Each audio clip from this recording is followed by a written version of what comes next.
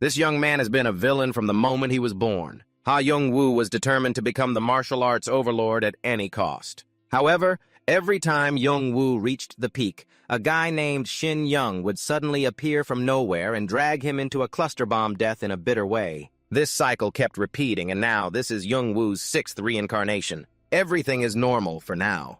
In this life, Young-gu comes to the modern world and has an adorable little sibling. His mother carrying the baby and frustrated heads to the kindergarten to pick up Young-gu, not knowing where he has gone. Clearly, the kindergarten just let out and he was supposed to be there, but suddenly there's an urgent announcement about a rift opening near the Google intersection, exactly where Young-gu's mother is standing. The news just said an 8th grade demon broke out. Everyone present panicked and ran to shelter, waiting for the Superpower Association to handle it. But at that moment, Young-gu's mother only worried about him and insisted on going to find Young-gu. The high-rise building in front of her collapsed right before her eyes. A second later, a huge explosion echoed with rocks and debris flying everywhere. A dragon flapped its huge wings, rising from the middle of the building to start its hunt. After the impact, countless civilians were injured except for Young-gu's mother. I don't understand why she held her child tightly in her arms, her whole body aching, but kept mumbling that she had to find Young-gu. Then Young-gu's mother collapsed, still unable to find him. Suddenly, a young man appeared with a huge duffel bag on his back. Everyone rejoiced as if seeing a glimmer of hope at the gates of hell. A superpowered person had come to save them. The superpowered guy grimaced and yelled because they ruined his cool appearance moment. "Shut the hell up! I didn't come here to save you guys!" The whole crowd stiffened, blinking rapidly, but he was a superpowered person after all. Okay, the superpowered guy said he didn't come here to save them. Then he pulled out his duffel bag like a vacuum cleaner, sucking up all the money around into it. Turns out that demon had just robbed an entire city bank. All the money flew straight into the superpowered guy's bag. Damn, you're using your power to steal money. Do you know how much I have to pay to the Superhero Association Fund? The superpowered man shouted, ordering them to stay in line, then dumped the pile of rocks and debris onto the unlucky victims. He carried the heavy bag of money on his back, smirking. "You guys think superpowered folks drink plain water to fight monsters? You thought you'd be saved. Who would have thought to meet a bastard like this?" Everyone felt their blood boil. Not only that, the superpowered man was determined to wipe them all out to silence witnesses. No one would know he stole the money if they all disappeared. His eyes flashed with cruelty. "After slaughtering his own kind, once I deal with that lizard, it'll be your turn. Then I'll still be hailed as a great hero, and on top of that pocket a bunch of money." Heh, heh. The superpowered man's smile stretched ear to ear, thinking about the bright future. Suddenly, a child's voice, cold as ice, spoke evenly. "That is if you're still alive." Tiny Young-gu stood calmly in front of the superpowered man, hands stuffed in his pockets. He thought it was some crazy guy challenging him, but it was just a kid. The superpowered man laughed. "You brat! You think an 8th grade beast is enough to kill me?" Young-gu was exasperated by this guy's stupidity. "That beast isn't even in 8th grade. His face went rigid as a huge shadow loomed over him. The 8-muscled dragon stood right behind the superpowered man, panting heavily, exuding the scent of hell. Only then did the superpowered man panic, realizing this one was at least a 6th grade. The unit just updated the report, confirming the creature appearing is exactly a 6th grade. A huge explosion covered several buildings in black dust. After the dust cleared, only the twisted corpse of the nasty superpowered man remained. The beast roared, towering over little Young-gu, who wasn't even as big as its toe. Young-gu narrowed his sharp eyes, commanding the beast. "You're crossing the line. More importantly, that pig dragon will startle my mom and little sibling." The dragon obviously didn't understand what Young-gu said. It swung its sharp claws towards him. Young-gu, unfazed, took a run-up and delivered a punch that pierced through the giant monster's body. It might be a very strong beast here, but standing before a martial arts master like you, who has reincarnated 6 times, it's just a giant gecko. The dragon's flesh and blood rained down like a storm, paving the way for Young-gu. Although he had trained hard, he was only at level 2. The speed was too slow, making Young-gu a bit impatient. But one thing he was sure of was that in this life, he would become the ruler of Earth. Human evolution began 35 years ago. For certain reasons, humans were gifted with attributes like spiritual power. Nations rushed into research and concluded that all humans were given different attributes for certain purposes. Countries began studying how to control these innate attributes humans were granted. And the first country to discover this method was the United States. But this method was classified as top secret. Countries worldwide have been pushing research on these traits to compete. After 25 years of human evolution, gates gradually began to open. Monsters kept appearing for unknown reasons. The monsters that emerged from the gates resisted all damage from human firearms. Only those with attributes could defeat them. Right now, at the battle scene with that level 6 dragon, Eunuch team leader Park Sung-ho was wondering how a human could crush a level 6 monster with a single strike. After checking all security cameras within a 5-kilometer radius, Sung-ho found nothing unusual except Jung-gu. A kid who can crush a level 6 monster must be the monster himself, not that gecko. "Uncle, let's go!" A blonde kid waved to Sung-ho from afar. He sighed as he walked away. Jung-gu growing up would definitely not be an ordinary person. And the kid walking with Sung-ho was the same. Both monsters appeared in the same era. Where is this world headed? 5 reincarnations have passed, but Jung-gu can't forget that Shin Young. If Jung-gu continues to reincarnate, he will keep reincarnating with him and destroying Jung-gu's life. Shin Young will still sacrifice himself to kill Jung-gu, and Jung-gu will always be defeated in the most ridiculous way. But not this time. Jung-gu will repay everything he endured in the past 5 lives.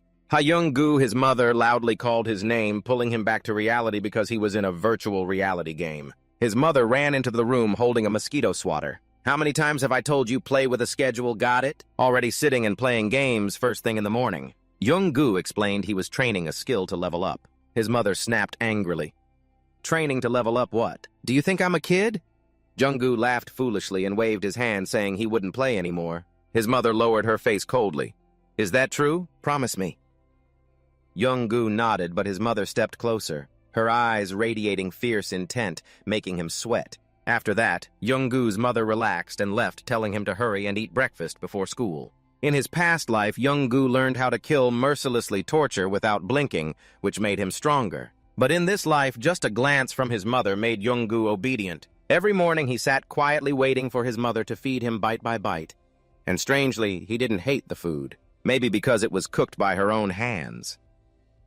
At the kindergarten, the kids whispered among themselves, "What's that? Are you really going to do it?" "Of course. But I'm afraid of Kang-chun. Are you sure you can beat Jung-gu?" Kang-chun clenched his fists confidently, showing off his personality. "Who do you think I am? I'm the heir of the Golden River family, one of the 8 strongest families." The 2 kids nodded, but their eyes judged openly. "Who told you Kang-chun loses to Jung-gu every time he challenges?" Kang-chun was embarrassed, but this time he was sure he wouldn't fail because he had just learned the family's secret technique from his father.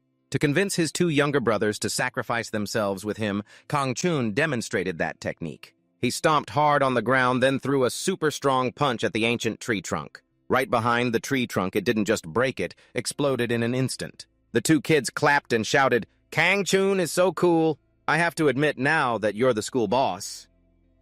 Kang-chun rubbed his nose smugly. "The title of heir to the Golden River family is not just a name." Thinking of Jung-gu, Kang-chun got even more fired up. "Who told you to always compete with Hara against Kang-chun? That's why you can't let Jung-gu off the hook." The twin boys looked at each other worriedly. "But are you sure Jung-gu will show up?" "I'm here," Jung-gu's calm, cold voice sounded. Jung-woo's timely appearance startled all 3 boys. Kang-chun pulled back cautiously. "I don't understand why Jung-woo accepted my challenge so easily. Isn't he scared after seeing Kang-chun's thunder punch technique just now?" But in Kang-chun's eyes, Jung-woo was just trying to act cool in front of everyone. Everyone knows Kang-chun is the real school boss here. Anyway, it doesn't matter anymore. Kang-chun was confident he had the trump card in hand. No matter what plan Jung-gu has, he won't be able to beat Kang-chun. At the Golden River Villa, Jung-gu stood alone, looking out of place while Kang-chun raised his glass, surrounded by classmates. "Thanks everyone for coming to my party. Here you can eat as much as you want." The classmates shouted in unison, "Happy birthday, Kang-chun!" Truly, the rich kid lacked nothing except generosity. Jung-gu stood at a distance, his face cold and detached from the crowd. At that moment, a girl with blonde hair and a sunny smile appeared, holding a fresh flower. Jung-woo recognized Yuhara. He had seen her on TV before she seemed to be a famous star. Kang-chun rushed over with eyes sparkling like a puppy greeting its owner returning from a trip. Jung-woo watched helplessly, thinking, that kid can't even tell boys from girls, even though he's been in kindergarten, yet he acts so casually. Kang-chun blushed with joy as he received the flower from Hara. After a couple of words, Hara noticed Jung-gu far away and started the conversation. "Hey, Jung-gu, you came too." I heard you're the best in the VR assassin game. Hearing Hara's friendly tone and stories made Kang Chun jealous. Suddenly, he shouted loudly, "Hazungu, stay away from Haraza!" At that moment, in the Golden River family head's room, Lee Ho-guk laughed when hearing Kang Chun threw his own birthday party while just yesterday begging him to teach secret family techniques to defeat someone. Is this kid lying to me? Hearing this, the family manager Kim and Hwan respectfully reminded, "Don't scheme against the children you care about. Let the boy do whatever he wants, at least on his birthday." Lee Ho-guk waved his hand. "Don't nag me about the Hwan family name." In-one changed the subject and asked Ho-guk, "Remember that cracked core?" Ho-guk nodded but didn't understand why In-one asked. "It's just a tool to support the appearance of the gates, although it's also a precious item only obtainable by defeating demons. It's very expensive and also something you like, right?" Hogo's words startled In-one. He brought the topic back. "That cracked core is clearly not an ordinary core, but a cursed one. Everyone who ever held that item has been wiped from this world along with their families." "So what?" Hugo asked back. Knowing In-one's worry, he smiled confidently. "You think I'm someone who can easily be cursed?" Just as he finished speaking, a loud boom shook the two men below like an earthquake. A large hole in the wall was made by Kang Chun, and the figure in the rubble was none other than Jung-gu. Kang Chun proudly stood before Jung-gu, enjoying the cheers and his birthday achievements. "Kang Chun really defeated Jung-gu, so cool." Kang Chun turned around and gave Hara the golden family signature smile. "Are you okay? Don't be scared, I'll protect you from Jung-woo." Hara sighed, thinking that was great, even though she was never afraid of Jung-gu. Besides, Jung-gu hasn't lost yet. "What are you talking about? Didn't I already defeat Jung-gu? He'll be out for a few hours." Hara's eyes flashed with a confident smile, certain of victory, and asked if Kang Chun wanted to bet with him. Kang Chun suddenly remembered those eyes. The eyes of Hara were the eyes of a god able to see others' states, considered a unique attribute. Kang Chun panicked and turned around, bumping into Jung-gu's unblinking red eyes right behind him. Kang Chun jumped as if he'd seen a ghost. Jung-gu tilted his head and smiled lightly. "Consider this a birthday gift from me to you. Do you like it?" Kang Chun twitched the corner of his mouth while Jung-gu believed the kid would really like it. However, Kang Chun still had to pay the price for challenging Jung-gu. "Now it's my turn!" Jung-gu gave a chilling smile along with his bloodthirsty red eye, lunging at Kang Chun so the kid wouldn't dare to challenge him again. Jung-gu's hand grabbed Kang Chun's face firmly. Kang Chun panicked and shouted, "Stop it right now!" The noise echoed once again. Ho-guk leaned on his hand and chuckled. "Are they fighting again?" Trong Quan was anxious, as Ho-guk seemed unconcerned about Kang Chun, but Ho-guk was curious who his son's opponent was. After Kang Chun learned that secret skill In-one, he became more concerned about that cursed thing. He didn't know what Ho-guk planned to do with it. "Stop nagging already!" Ho-guk shouted back. He thought that was enough to shut Trong Quan up, but the guy said something that pierced Ho-guk's fragile heart. "Or maybe you don't realize how dangerous that cursed rift core really is." In-one, seeing Ho-guk silent meant he understood immediately. If others found out, there would be no face left to show. "This is no joke," Ho-guk argued, veins bulging. "I don't get why they have to over-dramatize things In-one. But according to one, the rift core should have belonged to Kim Tetsu, the former chairman of the Unique Association." "That monster belonged to him?" Ho-guk asked again, and in one that was confirmed. 2 years ago, the Tetsu family was killed by monsters from the gate. He himself stepped into that gate and obtained this core. But the rift core only falls into the hands of certain chosen individuals. All of them and their families were wiped out. That's why people call it the cursed rift core. "Do you think you can beat him?" And that question from In-one was really tough. Ho-guk didn't want to admit defeat easily despite the obvious outcome. Trong Quan frowned. "You'll die before you get the chance to show your power. Are you sure you still want to keep it after knowing this?" Ho-guk scratched his head and laughed. "But I think I already lost that rift core." Trong Quan the model had to curse for the first time at his boss's carelessness. Meanwhile, down in the hall, classmates and Jung-gu were also stunned. Unexpectedly, Jung-gu was pushed back by Kang Chun after that last hit. Hara sensed that Kang Chun's energy had changed. That strange light made Hara cry out in fear. She immediately signaled the classmates to run before Kang Chun lost control. Outside the Golden River entrance, Captain Sung Ho followed Jung-gu's trail to this place. He noticed Jung-gu's kindergarten uniform along with his route. Sung Ho guessed Jung-gu was Lee Ho-guk's third son. "Kang Chun, this is the only place that can nurture a monster like that." Sung-ho needed to confirm if Kang-chun really was that monster. The kids sensed the threat and immediately ran outside while Kang-chun hovered in midair. It felt like he had grown 2 horns and a tiny tail. Hara tried desperately to persuade Kang-chun to come back, but Kang-chun's face gradually twisted into a grotesque form. Hara was so scared she couldn't move. Young-gu also realized Hara could use the divine eyes to detect hidden dangers. If that's the case, she's also going to be a problem in your future. By now, Kang-chun no longer looked like an ordinary kid. His voice was hoarse and terrifying. "I will kill anyone who dares to stand in my way." Hara shouted a signal for Young-gu to run quickly. Immediately, a powerful air punch slammed into Hara's cheek, sending her flying away. Hara lay on the ground, blood flowing from her mouth. In her mind, she only hoped her parents would come to save her, or at least someone would please appear now. Kang-chun moved closer to her. At the last moment, he was thrown far away just as Hara lost consciousness. The one who appeared was none other than Young-gu. He excitedly rushed forward and punched Kang-chun hard in the face. So hard that the second personality that had just emerged disappeared instantly. Kang-chun gradually regained consciousness.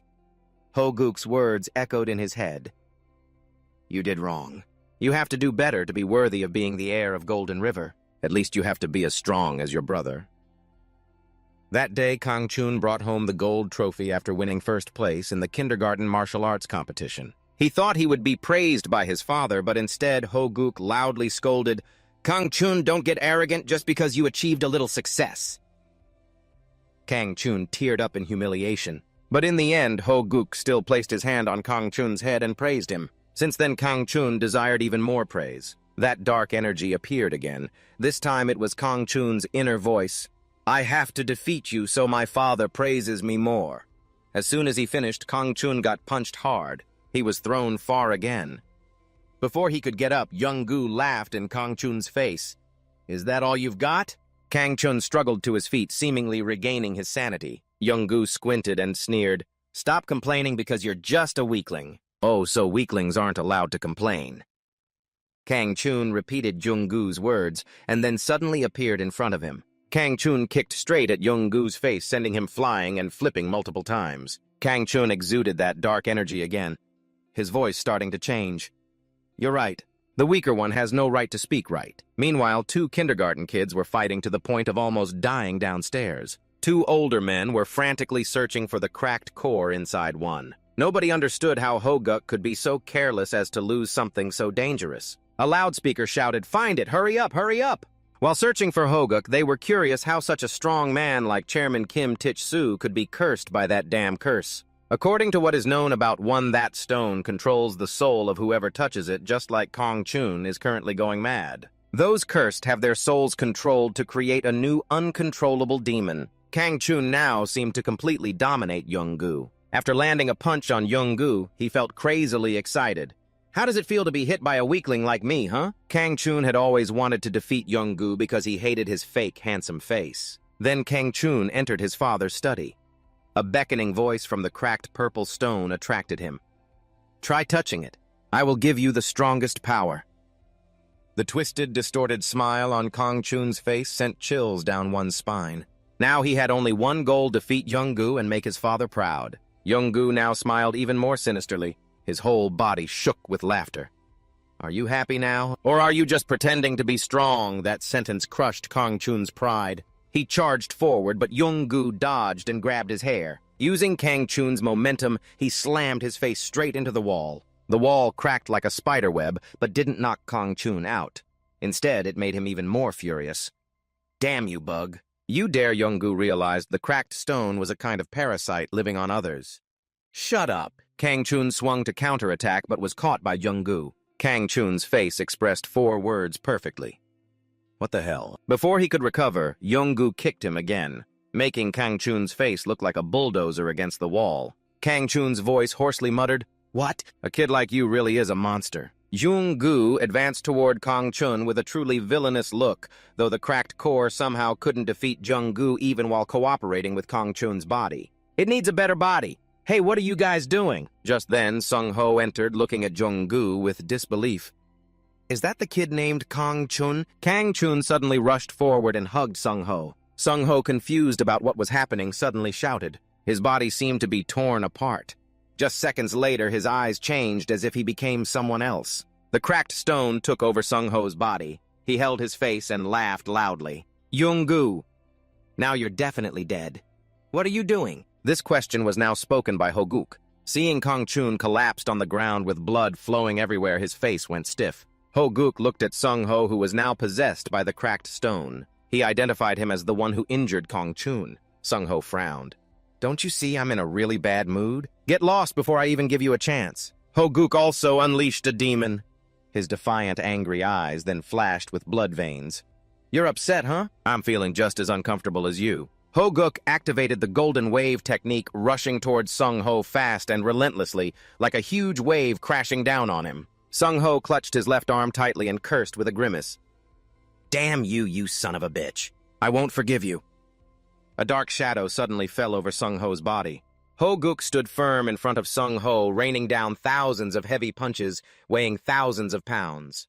The cracked stone had to jump out to find a way to survive. Inside one immediately signaled, let Ho-guk get it back quickly.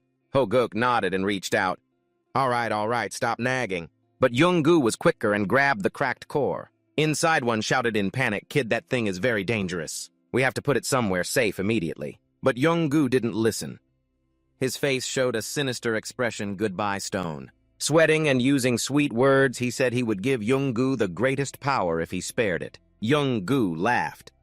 This is the funniest thing you'll hear in 1,000 lifetimes. In an instant, Young-gu crushed the stone into fragments until it was reduced to dust. The two uncles shouted, "What, that's such a waste!" The incident finally ended.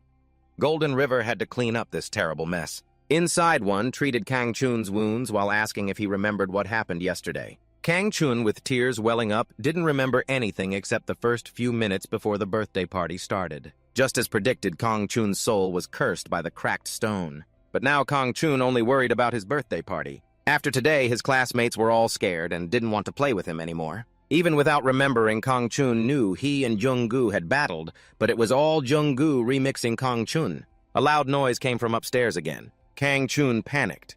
The cracked stone appeared again with another version as a young man wearing Golden River clothes was blown away in front of Young-gu. He knelt before Ho-guk, ashamed, begging for forgiveness. Sorry, Dad. Ho-guk approached Young-gu just as you thought. You're the one who defeated Kang-chun at the birthday party. Young-gu looked at Ho-guk, scrutinizing. Are you accusing me? At first, Ho-guk thought Sung-ho was the one cursed by the cracked stone, but then he realized his own son was also controlled by it. That means Kang-chun fought someone before Sung-ho arrived. That's why Ho-guk wanted to test Young-gu against Kang-hyun, another son of his. Although he was said to have extraordinary talent at just 15 years old, he still lost to Young-gu. Ho-guk recalled Young-gu's sinister smile as if finding a kindred spirit. He commented on that smile. Why don't we train a bit Young-woo? Laughing Ho-guk was tougher and more interesting than he thought. Kang-hyun immediately stopped him. I don't think that's a good idea. Young-woo is Kang-chun's friend. Ho-guk didn't care. He just wanted to know Young-woo's opinion. Kang-hyun hoped Young-woo would refuse or else he'd be dead. But Young-gu was crazier. To him, this was just a free training opportunity. Ho-guk laughed loudly, voice rising with excitement. I really like your answer. The most important thing in a battle is strength and courage. Having strength without courage is wasted, but courage without strength is foolish. So a truly strong person is one who holds both strength and courage, mastering them. Young-gu finally understands why he finds Ho-guk interesting. Because he is a simple thinker but very logical. Ho-guk asks Young-gu if he's afraid of him as his opponent. Hearing no answer from Young-gu, his face wrinkles as he laughs like a gorilla. Are you worried about my strength for your sake? Young-gu seems to read Ho-guk's mind. He responds while throwing a punch forward. Young-gu shakes his head to dodge that punch, but a series of other punches follow. Although Ho-guk's body is as big as an ape's, his speed is unmatched. Young-gu has nowhere left to dodge. Ho-guk spots an opening and unleashes the heavenly fist, punching straight into Young-gu's soft belly. Kang-chun and In-won are sprinting full speed to stop Ho-guk. They don't understand why Ho-guk wants to test the strength of a 7-year-old kid. Suddenly, something protrudes from the wall in front, blocking their path. Kang-chun realizes the person lying on the ground with rolled-back eyes is his own father. In panic, he calls 119. The wall has a large hole in it. 15 years pass, and the voice of a teenager rings out. Hasn't it been 15 years since I made a hole in this wall? Now Young-gu is a 17-year-old teenager. His mischievousness and vitality are clear in every line of his face. Yoongu touches the wall with a nostalgic expression. Another teenage voice calls out, "Hey ha, Junggu, what are you doing?" Junggu sighs. "It's been 15 years and this hole still hasn't been fixed." Kang Chun scratches his head. That's because his stubborn dad doesn't want to fix it. Why fix it? That's exactly the answer Hoguk always gives, as if it's predetermined. He sees it as a mark commemorating his first defeat. Young-woo is confused. What's so proud about that defeat? Hoguk waves his hand. He's proud because his first defeat was at the hands of a 7-year-old kid. But it's no problem because Young-woo is just that awesome. Although you admitted that now you have to test it again a bit. Hoguk says as he rushes forward, throwing a thunderous punch at Young-woo. Young-woo jumps aside to avoid his body being crushed like the worst floor in the world. Hoguk laughs loudly. "Ha ha, you taught me this new move, Young-woo." Young-woo feels deja vu. This is like a guy he met in a past life. If past lives repeat, then nothing is impossible. But even so, it doesn't matter because no one can beat Young-woo in this life. He will do what he wants and enjoy it. When bulls fight, the flies die. Poor Kang Chun stands to the side yelling, "Stop it, mate. You're going to kill him." Hoguk apologizes, retracts the thunder. Immediately, Kang Chun collapses after nearly becoming delicious grilled meat. "Dad, can you not always use that move?" Hoguk is excited like a child with a new toy. He didn't expect it to be that powerful. In-1 now joins in praising Hoguk's move for being strong and beautiful. But no matter what, it can't be used here. The treasury is about to run dry from all the house repairs. Young-woo scratches his head and remembers to ask, how much did the previous damage cost to repair? In-1 holds up 10 fingers, 10 billion. What the heck, that's so much. Young-woo recalls it was just a little. But In-1's memory is no joke. He can even pull out the invoice from 15 years ago. 15 years ago, the cracked stone that Young-woo crushed to pieces. Young-1 sold it to someone else for 10 billion. Now he knows where to dig up 10 billion. Every year they have to pay 300 million to keep this villa tidy. Young-woo grits his teeth. He worked part-time but hasn't even earned 300 million yet. Didn't expect it to be that expensive. Hoguk laughs loudly, slapping the two on the shoulders. "Come on, that's the past. We have to live for the future." Amid this atmosphere, a young voice rings out, "Honey." Young-woo is startled when a kid rushes to hug him. "Hu-jin, I am your older brother. Who taught you that line?" Hu-jin, the youngest daughter of Hoguk, points to the one who spoiled her, none other than her scatterbrained father.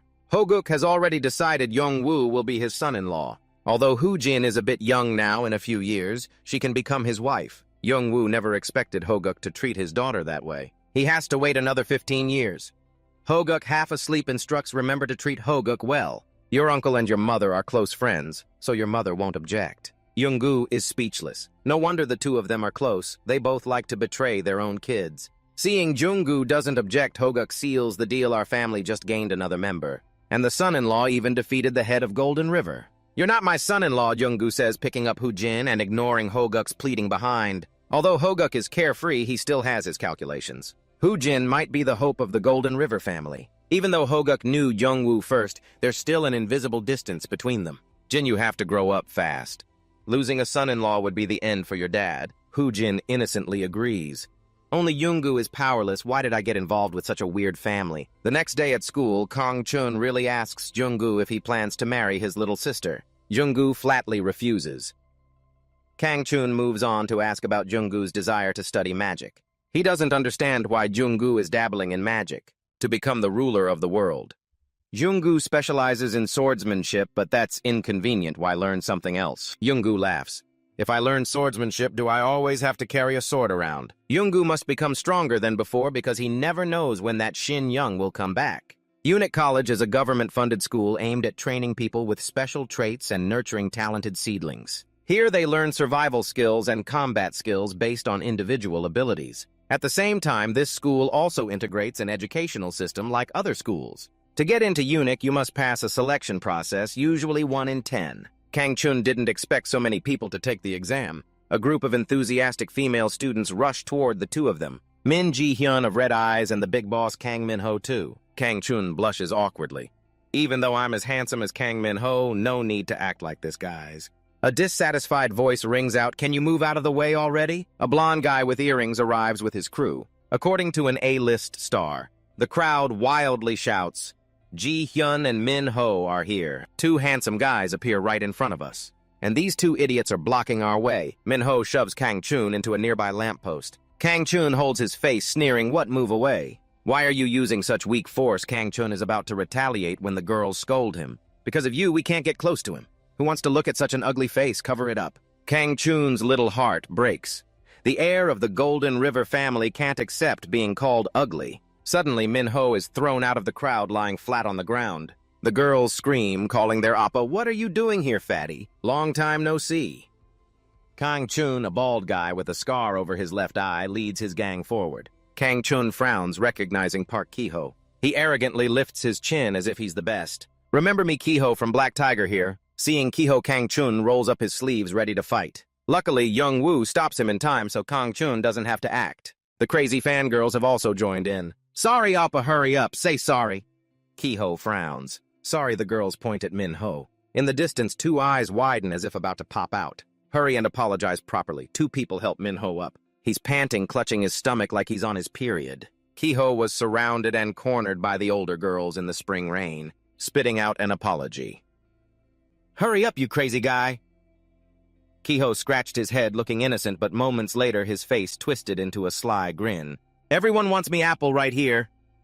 He suddenly stretched out his hand, causing the girls to recoil. In Kiho's hand, a blue smoke gradually appeared and formed into a fresh, crispy green apple. Kiho tossed it to a nearby girl. She and the others gathered around to see what this apple was. Seconds later, the apple exploded, releasing a strange gas that enveloped them. The girls clutched their throats, coughing harshly, tears streaming down their faces. Kiho sneered, "What's wrong? This is my gift, so why the faces like that?" The henchmen laughed heartily at the scene. The girls begged Kiho for help. He grabbed the hair of the nearest girl, his eyes flashing with bloodlust. "What's wrong? Don't like my gift?" Kang Chun couldn't stand it anymore and charged at Kiho. Kiho suddenly sprang up, stretching his leg to block Kang Chun's punch with a kick. "Oh, Kang Chun, I see you're starting to look more and more like your dad." Kang Chun gritted his teeth. He couldn't stand seeing Kiho bullying ordinary students with his magic tricks. A group of boys arrived, recognized Kang Chun and Kiho, and immediately pulled out their phones to live stream. Could we be about to witness a fight between the two heirs of Golden River and Black Tiger? Young Woo also found the duel between these heirs interesting. Young Gu guessed Kang Chun would probably be able to handle Kiho. He didn't look special at all. Kang Chun was still arguing with him, questioning why he used poison on ordinary female students. Kiho laughed shamelessly. "Poison got proof! If you don't believe me, look behind you." The girls suddenly felt their discomfort vanish. The uneasy feeling disappeared. Kiho raised an eyebrow, smirking mockingly. "Relax, Kang Chun. I'm just teaching that notorious brat a lesson." Then he loudly asked the kids in the distance if he was right or wrong. The boys exchanged looks. That Kang Min-ho guy was also arrogant, looking down on others whenever he had a bit of fame at school. Young Woo immediately saw Kiho in a different light. Changing his personality in an instant, he must be a very sly guy. Kang Chun shouted at the group of male students. "What are you all still siding with that Kiho guy after everything?" "Of course!" Kiho lunged forward, extending his hand like a venomous snake's mouth. Kang Chun was startled for a moment, then quickly grabbed his arm. His other hand clutched Kiho's neck tightly. The female students returned to normal and cheered Kang Chun on enthusiastically. "Teach him a lesson. Good job, Lee Kang Chun." Kang Chun squeezed Kiho's neck hard. He dared to attack suddenly, clearly wanting to start a fight first. But Kiho held tightly onto Kang Chun's arm, his face contorted from struggling to breathe. Kang Chun looked smugly at him. "Were you planning to use that poison again? But it seems you don't know how to fight." "Is that so?" Kiho said cryptically. Suddenly his arm squeezed tightly. Young Woo recognized the move. Suddenly a teacher rushed over to disperse the crowd. "What are you kids doing fighting in front of the school gate? Break it up quickly." Kang Chun released his grip. "I'm not done with you yet." "Scared, huh, fatty?" Kiho said, then led his henchmen away. The teacher shouted at the bystanders watching the drama to go home. Young Gu and Kang Chun went to get a soda to refresh themselves, though Kang Chun was the only one who spoke the whole time. "Today doesn't seem very good, huh?" Young Gu's comment made Kang Chun choke on his drink. Kang Chun thought if the teacher hadn't come, they would have bled already. But according to Young Gu, Kang Chun had already been provoked from the start, and on the first day of school didn't leave a good impression with the teacher. If Park Kiho had touched him for a few more seconds, he probably would have been finished. Kang Chun was confused. He didn't think Kiho was that dangerous. Young Gu suddenly grabbed Kang Chun's hand, startling him. Hey, what are you doing? I like girls. The handprint of Kiho's hand was still visible on Kang Chun's wrist. Young-gu was shocked, gripping the soda can tightly. Could it be that Kiho is also a reincarnated person? Young-gu recalls his fifth life in a battle where he swept through and overwhelmed others with just a single sword. Just 7 more people, then you can sleep soundly tonight. Heh. No need to sleep tonight. Young-gu stopped before a disturbing scene. A madman had tied up all the remaining people under a tree, a creepy smile spreading because I will kill every last one of them. A girl screamed for help, but he clamped her mouth shut, blocking her throat. Sorry, this face is too cute for me to spare. Then absorbed her. As soon as he finished speaking, the girl's face melted as if sucked into a powerful force so strong Young-gu had to shield his eyes. The unfortunate victims seemed to have their life force drained by the long-haired man, their screams fading away. After the noise died down, he was feeling pretty good. You wonder why I don't kill them one by one, because this feeling is much better. Remembering that twisted, creepy face made Young-gu tired. That madman caused him a lot of trouble, but eventually died by Young-gu's sword. Even a moment's carelessness means the one who falls is you. But that guy said something before dying that Young-gu couldn't forget. Don't be arrogant. If I had absorbed 10,000 people, I wouldn't have failed. Young-gu recalled that absorption skill, a final state attainable only by absorbing the power of 10,000 people. That guy had only absorbed 3,000 people yet, was already so strong. He even left a vow, if there's a next life, he will absorb 10,000 people and tear Young-gu apart. To guard against danger, Young-gu needs to find out if that Kiho guy is a reincarnated soul. Just then, Kang Chun ran up to ask Young-gu about the handprint that Kiho left behind.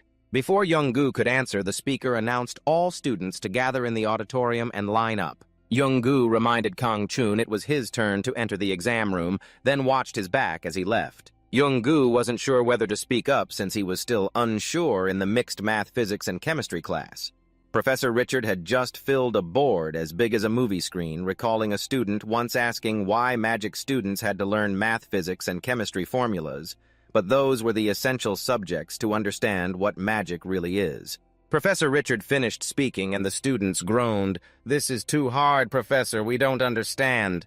A guy knocked on the door announcing it was time for the students to line up in the crowded auditorium. Young-gu was standing alone looking around when Kiho came over to start a conversation. Young-gu didn't expect he had also registered in the magic department. This was a chance to learn about him after the test. Kiho thought Young-gu would go with Kang Chun, but he figured he just needed to use Young-gu to control Kang Chun. Can you help me call Kang Chun out after the test ends? Young-gu asked back. Why should I do that for you? Kiho seemed caught off guard by Young-gu's reply, but his underlings were already annoyed. Young-gu is too much. Kiho slapped Young-gu's face, his sharp eyes like he wanted to tear him apart. If you want to study in peace, you better talk to me nicely. A girl standing nearby shouted, What are you doing? Bullying someone! Kiho sighed. Who now? The girl bowed 90 degrees in greeting and introduced herself, mocking Yoon-jung for applying to the magic department, calling him a lunatic. Kiho got irritated. Yoon-jung's cold gaze was like a disciplinary teacher. She didn't approve of Kiho bullying students. Veins bulging on his face, Kiho hated long-winded nonsense the most, so he asked Yoon-jung what she wanted. Yoon-jung pointed at Young-gu, apologized to him now. Young-gu was shocked for the first time in 6 reincarnations, his mouth agape. A round-headed guy rolled up his sleeves and stepped forward, ready to teach Yoon-jung a lesson. Yoon-jung wasn't afraid of anyone. She opened a magic circle, and the guy who bumped into the invisible barrier was immediately blasted away, crashing into a wall 10 meters away. Young-gu was increasingly amazed by this girl's power. The crowd around them gasped in awe at the display. Kiho stepped up, understanding why Yoon-jung dared to stand up, just a little talent and suddenly acting all high and mighty. Yoon-jung patiently demanded Kiho apologize, but he grew more arrogant. You guys really like apples today, huh? If you want me to apologize, come get it. Suddenly, Young-gu spoke up. You better stand still. Kiho's face twisted when Young-gu ordered him. Young-gu didn't dodge, looking him straight in the eye. Kiho suddenly stood still, trembling all over. His underlings saw their boss standing like a statue and urged him to act quickly. Kiho shouted, So noisy, what are you rushing for? Kiho didn't understand why suddenly his stomach felt all twisted. his face scrunched up, holding back a grimace while Jung-gu flashed a sly smile. He had no idea what trick Jung-gu was up to this time. Yoon-jung poured fuel on the fire. Is it really that hard for you to say sorry that you have to make such a fuss? If you apologized, this would have been over ages ago. Kiho's face darkened as he cursed, feeling very uncomfortable. At that moment, he needed someone to help ease his frustration. Kiho lunged at Yoon-jung, his gang yelling, "Good hit him, avenge Tran-gyeon!" Kiho threw a kick but couldn't get past Yoon-jung's guard. Everyone pinched their noses and grimaced. "What the hell is that smell? It stinks so bad!" Kiho clutching his buttocks, legs trembling. I gotta go out." His gang bombarded him with questions. "Hey man, what's wrong?" "Are you still a man?" Kiho turned around, grimacing. It's coming. It's about to cross the danger zone. No, don't." Then it happened. A brown mess splattered on the floor, making everyone hold their noses and quickly open windows. The whole hall descended into chaos. All the air purifiers were turned on. Professor Richard entered holding a handkerchief over his nose. The security guard said, "Sorry for the trouble in the exam room. The smell is a bit strong." Professor Richard smiled awkwardly. "It's an accident. Who could have known?" Though the test venue was like this, it wasn't ideal. But Professor Richard was already screening potential candidates through this first mana scan. The security guard was curious who had the greatest potential. Professor Richard pointed toward Young-gu and Yoon-jung, but the one he was really targeting was Yoon-jung. With that amount of mana, he could even be called a genius. There are very few mages in the US, and he achieved 5th-level mana at that age. Yoon-jung noticed Professor Richard bowing apologetically for the earlier incident. The professor was even more pleased. Even the strongest mage's most important quality is character. The professor encouraged Yoon-jung to keep going. "Your mana is very pure, very promising for the future. Keep it up, Yoon-jung." Nodding eagerly, he promised to do his best. Professor Richard turned to Young-gu and nodded approvingly. This one is pretty good too." Young-gu had heard of Professor Richard from his profile known as a senior mage and a promising teacher. To not recognize his talent would be a huge oversight. Young-gu glanced at Yoon-jung, who was smirking at the praise. Professor Richard was still evaluating Young-gu. Suddenly, Young-gu's voice echoed. The two professors recognized his skill in sound transfer. At his age, being proficient in this advanced skill was remarkable. Professor Richard wondered if he had misjudged him. He was curious why Young-gu came to the Magic Academy with such power. Was it possible he wanted to study both martial arts and magic simultaneously? Young-gu was confident he didn't need to learn martial arts, but magic was a field he didn't know. Meeting a professor like Richard was very rare. Professor Richard had never seen anyone proficient in both. If Young-gu was stubborn, it would just be arrogance. To Young-gu, Unique is an educational organization fighting monsters by learning to control attributes and combat skills. He didn't want to differentiate between magic and martial arts. What mattered was his own development. Hearing this, Professor Richard frowned with dislike. "What if you fail? How could that happen?" Richard didn't understand where Young-gu's confidence came from. But he didn't know Young-gu had lived since Richard's ancestors' time. Professor Richard warned that he would ask Young-gu some magic-related questions soon. Young-gu nodded happily. That gave him even more motivation to study hard. On the way back, Kong-chun was already waiting outside. "Did the exam go well? Though I guess I don't even need to ask." Then suddenly Kong-chun burst out laughing, making Young-gu frown. It turned out he had just heard that Kiho had fought someone so badly he lost control during the exam. Unbelievable. Young-gu thought the incident was due to Kiho poisoning himself. Kang-chun was startled, wondering if Kiho had misused poison earlier. Young-gu nodded. Then Kong-chun gave 2 thumbs up in praise. Young-gu kept cheering, saying he was the best in the magic world. Young-gu waved his hand, guessing that Kiho was wondering how this could happen. Kang-chun was curious about what Young-gu and Kiho had talked about during the exam room. Young-gu warned about Kiho's absorption ability. It reacts very violently to people unfamiliar with it. Kang-chun definitely had never heard of this ability before. Those are the skills of an abnormal person, specifically perverts like Kiho. In a closed room, heavy breathing came from the girl hiding under the bed. She could see those legs walking up and stopping in front of the bed. She held her breath, waiting until the legs left the room. She crawled out and saw dried corpses hanging on the walls. In the hallway, lifeless corpses were drained of all vitality. She covered her mouth, turning pale. No way. This is the demon. This can't be a dream." A voice whispered in her ear. "Why are you back here? You should have hidden under the bed." The girl burst into tears. Then a scream echoed her face, gradually distorting. Early the next morning, the selected candidates were asked to line up early as usual. Kang Chun was with Young-gu, but didn't understand why Yoon-jung kept glancing their way. When Young-woo followed Kang Chun's lead and made eye contact with Yoon-jung, she shyly looked away. Some guys passing by were accidentally pushed back by Kang Chun's raised barrier. Kang Chun looked east, then west. What the hell? Did she just communicate with me by eye contact? Young-woo was speechless and told Kang Chun to stop overthinking. The important thing was they hadn't seen Ki-ho all morning. At that moment, a dried, dazed figure caught Young-woo's eye. Kang Chun felt sorry for him too. His face was gaunt, plus the full liver incident the other day. Kang Chun couldn't understand how he still dared to go outside. Young-woo approached Ki-ho and told Kang Chun to wait for him. An evil smile couldn't hide the excitement. Just confirming a little. Young-gu, upon finding Ki-ho, immediately sparked a fighting spirit, grabbing Kang Chun by the collar. That bastard, tell him I'm looking for him. And another thing, that scene wasn't fun at all, got it? Don't get cocky. Young-gu gripped Ki-ho's hand tightly, then suddenly flipped him onto the ground. Ki-ho was surprised, but still reacted quickly. He rolled a few times, then landed. You dog, you know martial arts? Young-gu chuckled. I never said I learned martial arts. There's no need to brag or tell others, especially not to an idiot like you.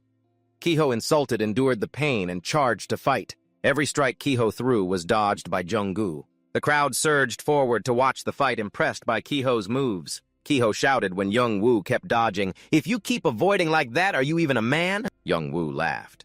If he wanted to play that way, he'd oblige. Young-woo tapped lightly on Ki-ho's nose. A crack sounded and fresh red blood spurted from Ki-ho's nostrils. He slammed hard against the wall, kneeling and clutching his stomach. Ki-ho swore as he looked up, then took another kick from Young-gu. He fell to the ground, his head stepped on by Young-gu. Young-gu grabbed Ki-ho's head and pulled it up, struggling a bit since he had no hair. Want more? Ki-ho's eyes widened. You're dead. I'll kill you!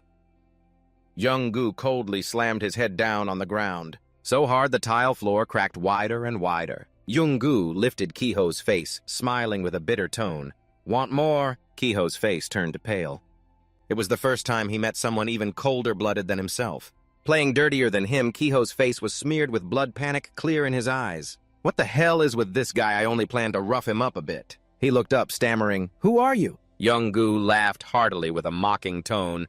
Now you're curious. But that's not the issue right now. The important thing is, do you want more or not? Young-gu's hand pressed Ki-ho's head hard to the ground, but he still tried to resist. A dark source of power gradually spread around Ki-ho's body. He gritted his teeth, enunciating each word. Good you damn dog, I am the pride of the Black Tiger clan. Ki-ho raised his head and shouted loudly, the power surging and radiating everywhere. He was suddenly attacked by a terrifying power, but still managed to raise his hand to block the surrounding crowd, who then started murmuring when he stood up to face Young-gu. What's going on with them? Wait, look, Ki-ho seems to have regained his strength. His whole body was smeared with dark stains. Looks like someone recognized that it wasn't poison, right? At this moment, a cold-faced young man stood at a distance observing the entire situation, none other than 20-year-old Kyung-soo. Although he played a leading role in disciplining problematic students at the law academy, rumors said he was carrying out secret missions. The students panicked at the unfolding situation. This guy's crazy using such a cruel technique. This is bad. Some even worried, hey, do you think that guy is okay? They were still anxious. That technique was lethal, but seeing Young-gu still standing firm against him shocked the students. That guy's still fine. Ki-ho laughed smugly. I'm back. He charged fiercely and threatened, You should have finished me off from the start. But Ki-ho suddenly panicked and widened his eyes when he saw Young-gu lifting his head, tensing his whole body to unleash a fierce power around him. Ki-ho raised both hands in front to defend, stammering, What? The students nearby also panicked, holding their noses. What is this? They frowned in discomfort and said, This is poison gas. Everyone was terrified, shouting, Shut up, there's too much poisonous gas, I can't see anything. Cold sweat broke out as panic showed in their speculation. Don't tell me that bastard pushed the poison he injected into himself. But what he said next stunned them. I don't think your poison itches like this. The dense poisonous mist obscured their vision, forcing Ki-ho to hurriedly look around for something. You bastard, where are you? Don't hide like a coward! A ruthless hand slammed hard on the left side of his face. Young-gu's silhouette flashed swiftly like a slash, leaving only Ki-ho falling and smashing hard into the ground, scattering bricks and stones. He slightly turned his head back, his eyes burning red and full of murderous intent. "I'll ask you one thing. Where did you learn that absorption skill?" He writhed in pain on the ground, cursing, "You bastard, the skill is mine!" "What are you talking about?" Then Ki-ho grimaced in pain, his face contorting, mouth open, showing his teeth. Young-gu pulled his leg up and kicked him away like a stone. He smiled triumphantly. "All right, if you don't want to talk, that's fine." But suddenly a white smoke shot forward like a slash. Young-gu threw a series of punches into Ki-ho's stomach. "You're going to tell me." He was in so much pain, his eyes rolled back. He lifted Ki-ho's body and smiled with satisfaction, preparing to deliver the finishing blow. A scream rang out, "Zamaru!" Jung-gu narrowed his eyes in caution. A violent white smoke roared forward. When the smoke gradually cleared, only Young-gu was standing there, hands raised in defense. Young-gu raised his head, somewhat confused, thinking, "This technique is—" Then he suddenly widened his eyes in shock. Kyung-soo was calmly walking up to him. Young-gu cautiously assessed, "He's clearly the guy who used some familiar technique." Seeing Kyung-soo's handsome, cold, and composed face made him wonder, could he also be a reincarnated person? But Young-gu dismissed his own thought. Not exactly, it's different because of the attribute. He kept staring at Kyung-soo. "This guy is weaker than that one, otherwise it wouldn't be just like this." Kyung-soo introduced himself. "First, I'm Kyung-soo, a senior and a member of the disciplinary committee for troubled students." Kyung-soo explained, "Although the school rules allow this, it seems it's gone a bit too far." Young-gu refused to be outdone. "What about me being injected with poison by that guy?" Kyung-soo denied, "I don't think so." He firmly defended himself. "My condition right now isn't important. What matters is that he intended to use poison to kill me, and the poison is still in my body." His cold eyes stared at Young-gu, thinking, this guy is right. As long as the opponent can still inflict damage, the fight can continue. Then Kyung-soo glanced at the unconscious Ki-ho, calculating. Besides, Ki-ho, as the heir of Black Tiger, would surely be criticized for using poison to try to kill a student despite being the heir. Moreover, there are too many other students watching me. It's hard to cover this up. Someone was still worried for you. That guy got poisoned. Do you think he'll be okay? Another was unsure, not really. Suddenly, Young-woo slipped past him and delivered a direct kick to Ki-ho's face. Kyung-soo muttered angrily, "That bastard!" Even knowing who he was, he still kept attacking. He spoke up, "Hey, can you step back and talk?" He gave a strange look and replied, "What if I say no?" Kyung-soo tried to reason despite his frustration. Ki-ho was lying there like that. How could he have poisoned you? Young-gu stubbornly responded, "What if that guy was pretending?" He grew more confused. That guy was acting so natural while I was here. So why would Ki-ho poison him? Thinking that Kyung-soo turned around to threaten, "Then your opponent will be me if you keep going like this, all right. Are you confident you can beat me?" Young-woo laughed savagely, startling him. "Do you really think I'm confident enough to even ask you that?" Soo looked at that smile and sensed danger. Not good. I can feel this guy is very dangerous. He lowered his voice to try to convince him. "If you stop here, I'll consider nothing happened, all right." He stayed silent, staring at Kyung-soo. Jung-gu pulled his foot away from the battered face. Everyone nearby fell silent, watching what was happening. He awkwardly started, "I want to know your name, is that okay?" He smiled brightly and replied, "I'm Young-gu, a freshman in the magic department." Jung-gu slid his hands into his pockets and left. Everyone fearfully stepped aside to make way for him. Kyung-soo found it hard to believe a freshman just entered here. Other students, including him, watched Jung-gu's back attentively. He thought to himself, standing near that guy feels complicated. Kyung-soo sighed, "I'll try observing him for a while and see." In the quiet campus, one figure walked while thinking deeply about his strength. Ki-ho didn't know what that absorption skill was. Young-gu narrowed his eyes. That meant somewhere else. New York hotel owner Black Tiger John Tron frowned, asking what had happened here. Before him were countless corpses lying in the hotel corridor, making his close aide also confused. What the hell is this? He showed obvious panic and fear. It seemed that guy escaped after absorbing all the bodyguards. John Tron punched his aide in the face and scolded him for being stupid, letting that guy escape so easily. Seeing a woman's body sucked dry, even her eyes gone, made him even more furious. "What are you still standing here for? Go find him at any cost!" You think this is a joke? Another unlucky guy got sucked dry, only his shriveled head left. In the dark corridor, Selin held up the unlucky guy's head. He licked his lips with satisfaction. Scene shifts to Unit College. The large buildings of the academy stood side by side. Inside the classroom, normally quiet, Jungkook's presence caused a stir. The desk in front of him was piled with gift boxes of all sizes and styles. Speechless, staring at the chaotic, colorful mess. Two girls beside him whispered excitedly, catching his attention. Didn't that guy just teach that other guy a brutal lesson? The girl beside her joined in.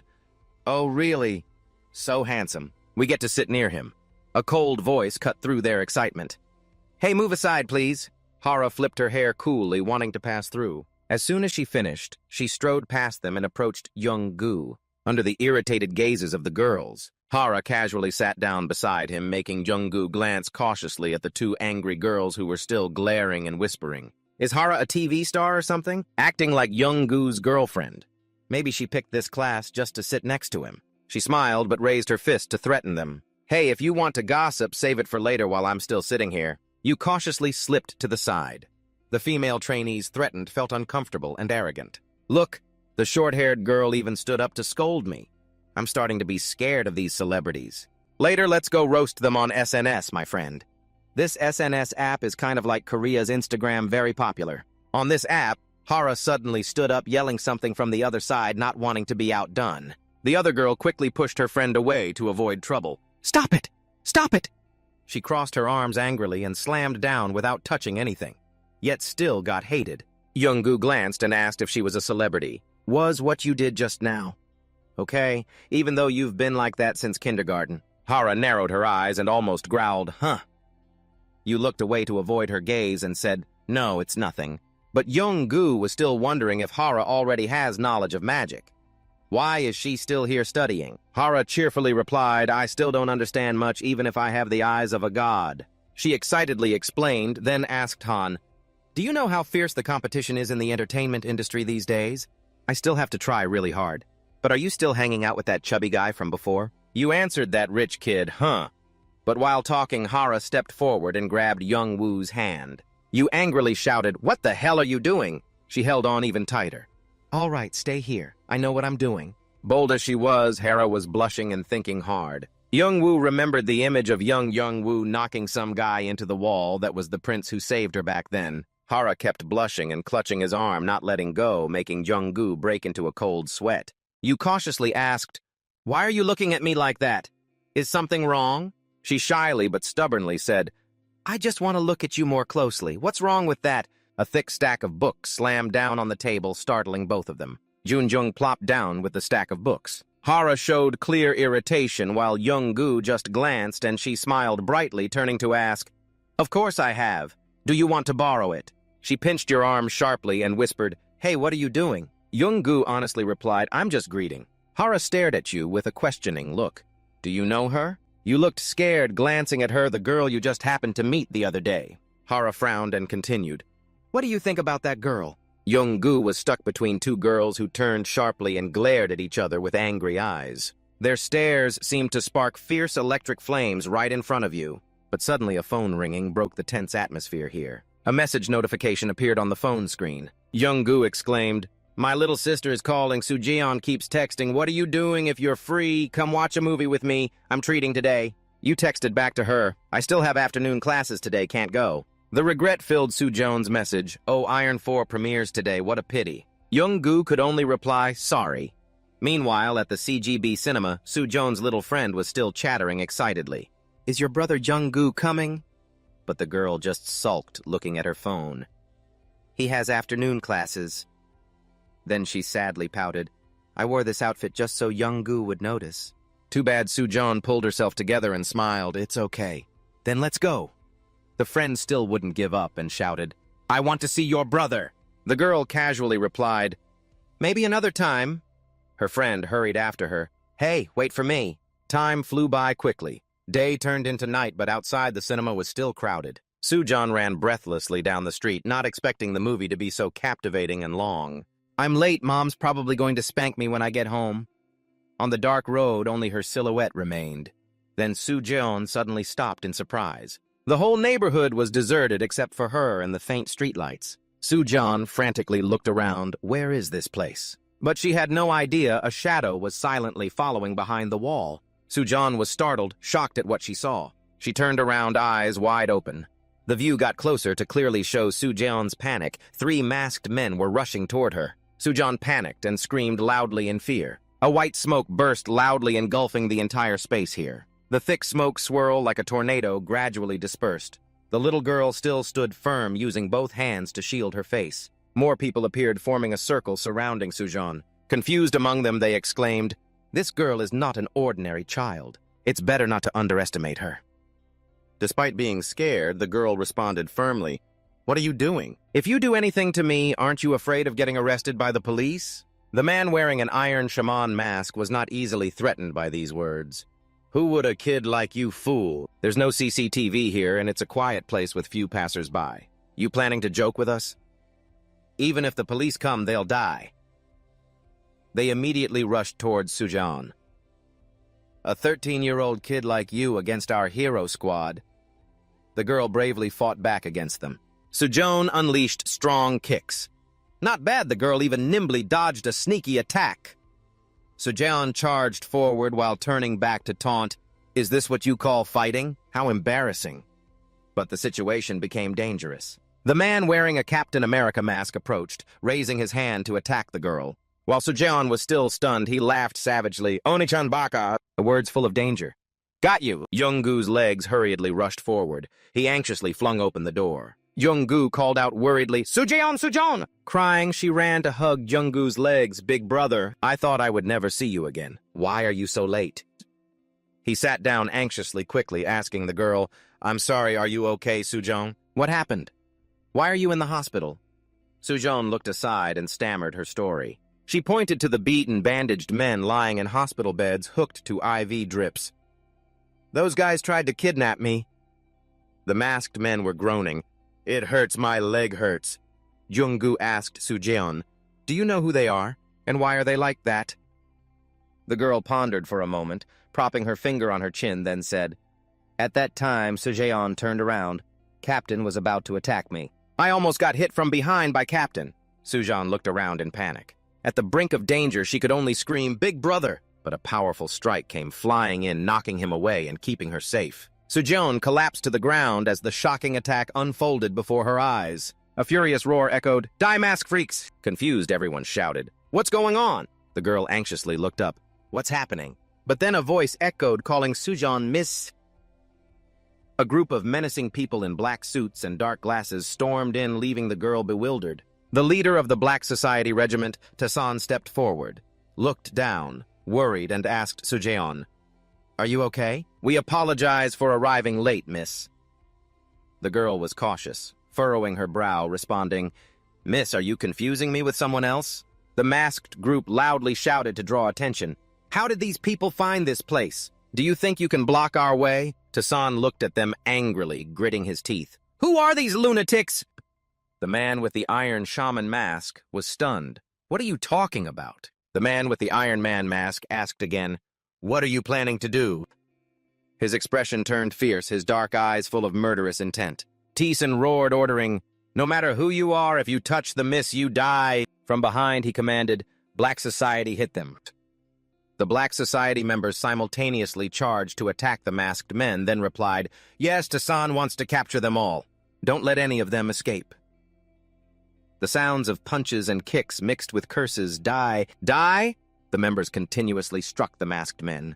They fell into a frenzy, shouting meaningless slogans repeatedly, "Black Society, never mask!" Sujeon stood beside him, dumbfounded, astonished, with her mouth agape. "What is that?" The howls still echoed, "Never mask! Never mask!" The painful screams kept ringing, making the girl's face turn pale. T-San suddenly seemed to remember something. He knelt down and asked the young lady, "Are you hurt?" Sujeon, scared, flinched and stepped back. "What do you intend to do to me?" Seeing the bloody scratch on her arm, Tassan panicked and shouted loudly, "The miss is injured! Does it hurt?" Sujeon cautiously looked at him. "Is that even your hand to worry about?" Seeing him trembling with anger, the little girl tried to comfort him. "It'll be okay. These small wounds aren't serious. Hey, are you hearing me? But Taeson buried her face in her hands and cried, "No, no, I'm done for. I'm going to die." Sujun anxiously asked, "Are you okay?" "I'm fine." Meanwhile, the people still fighting outside were in chaos. Die. "That's good enough." He stood up again, full of determination. The little girl gasped and looked at Taeson as if losing her mind, then shouted loudly, "Level 1 alert! Kill them all!" After telling the story, Sujun sobbed and scolded Young-gu. "Why didn't you come then?" "You don't know how scared I was back then, do you? I hate you." He just silently looked at his sister. Then she looked at the masked people bandaged all over. But those guys looked so pitiful. The sky had turned the black of night. Outside the hospital, Young-gu leaned against the wall in the parking garage, his expression extremely serious. A group of people dressed in black were approaching him. The Black Society members lined up neatly in front of Young-gu. Their faces were drenched with sweat on their foreheads and cheeks. Fear gradually spread. They bowed before Young-gu and reported in unison, "The young lady has returned home safely." He glanced down at the bowing group before him with a furious expression, thinking that although these guys were still too weak, Taeson and the Black Society members bowed while trembling like leaves in the wind. Young-gu was still thinking, but this Black Society gang was quite notorious, gathering the underworld and some infamous criminals. Letting them protect my sister should be okay. He then shouted loudly, taking the blame on himself, "Sir, please kill me because my carelessness put the young lady in danger." He sighed and turned away, ignoring the people behind him. "All right, next time I'll kill you. It's late now, go home and eat." They still hadn't stood up and continued bowing apologetically. "We will try harder." Young-gu just waved his hand lightly, and in the blink of an eye, all the people in black had vanished. Only he remained in the parking garage. Silence covered the atmosphere there. He stood still by the hallway, his face grave. Young-gu stared intently at the building opposite. He then walked alone in the parking garage, and Young-gu's figure disappeared from there. Far away in another wall corner, Selen's shadow appeared. He smiled deviously and cunningly, then turned back to Black Tiger. Outside the large old house, there was a woman and some children. The members of Black Tiger were all passionately training. "Do you know where we are?" The children eagerly replied, "At the Black Tiger clan." The teacher kindly said to the children, "That's right. This is Black Tiger, one of the 8 biggest clans in South Korea." One child quickly said, "Ma'am, then Black Tiger must be the strongest in South Korea." She hesitated a bit. That's something I avoid talking about. Our South Korea has agreed to form an alliance to fight monsters appearing from the gates, including the 8 biggest clans, and Black Tiger is among them. That's why I can't say which side is stronger or weaker. A hearty laugh rang out, attracting attention. "If I had to say, I'd say Black Tiger is the strongest." Johnson strode forward with bodyguards and proudly approached the Black Tiger clan leader. Johnson eagerly greeted, "I didn't expect you to come here personally. It's an honor." He spoke politely. "You're kidding." Johnson laughed heartily, replying to the Black Tiger students, "We are talented seedlings and will bring glory to the country. How could I not come visit you all?" The teacher said, "Don't you know I love kids very much?" The children happily rushed forward to hug his legs. "Sir, you must be the strongest in the world, right?" One kid even made a request, "Sir, I want to take a picture with Mr. Ron Tron." He bent down and joked with the children. All right, let's take a picture." Cheers rose. "You're amazing." But at the bottom of the stairs, Sung-ho was glaring at the happy group. He sneered and muttered, "Disgusting." Sung-ho gritted his teeth in anger. "I will expose your true face." After speaking up to catch Sung-ho's attention, he looked over. "Should we request backup?" He looked down and instructed her, "We have to be careful. Our opponent is one of the 8 largest clans in Korea. If our movements are exposed, it could trigger a war between the alliances and the 8 great clans." After asking Sung-ho seriously, "Do you remember the previous incident?" She mentioned the strange Seminar 01 where 300 people gathered, but for unknown reasons they all disappeared. He asked back, "You think that's all there is to it?" Sung-ho recounted the accident where 3 buses fell into the deep sea.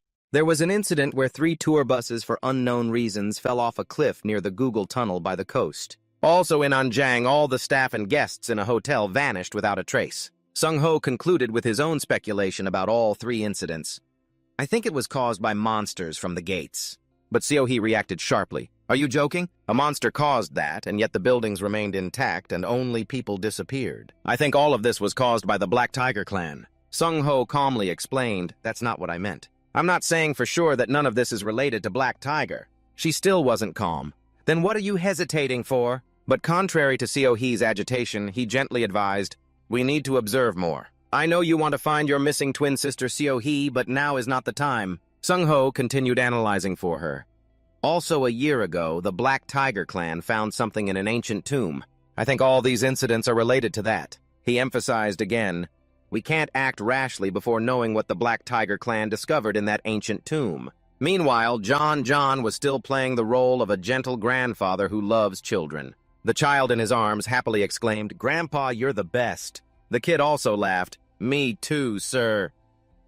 Sung-ho still wanted to act cautiously. "We should watch what they do next, then act when the time is right." Over there, they had already said goodbye. The teacher led the children away. "All right, let's go, kids."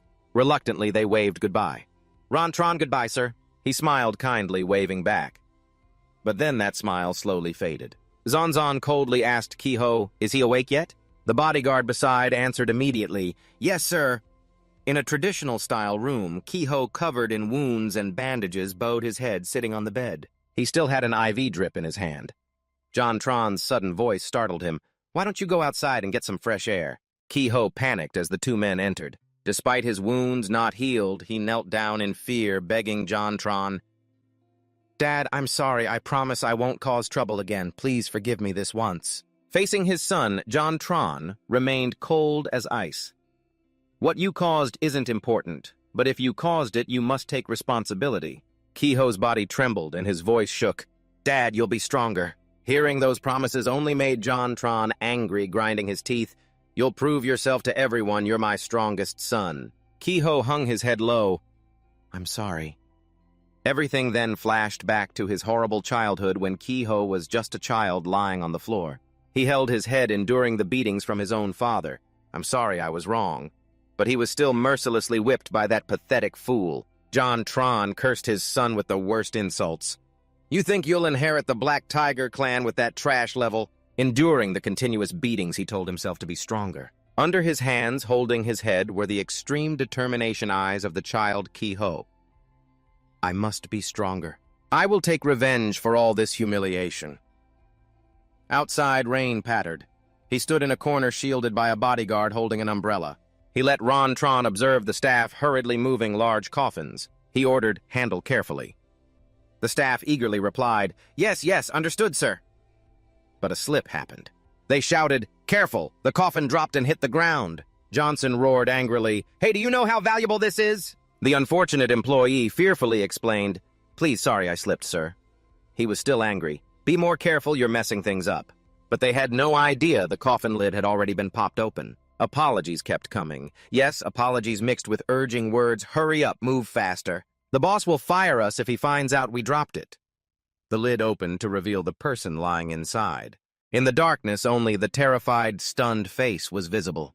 Before Kai-ho was a human head completely drained of life. Sion still had white bandages wrapped around his body. In his hand was the unlucky human head. He stood frozen. Suddenly, Kai-ho offered help.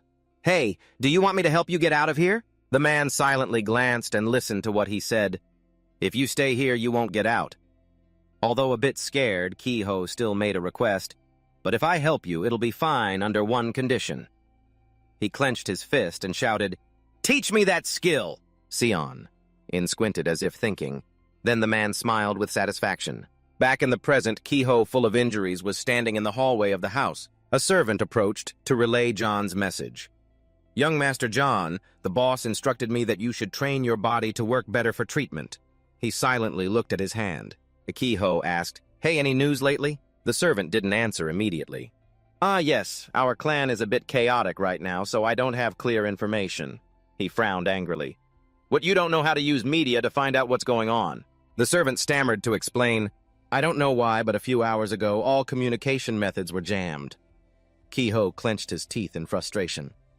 "Idiot, you couldn't even manage that." The servant could only say, "Sorry, sorry."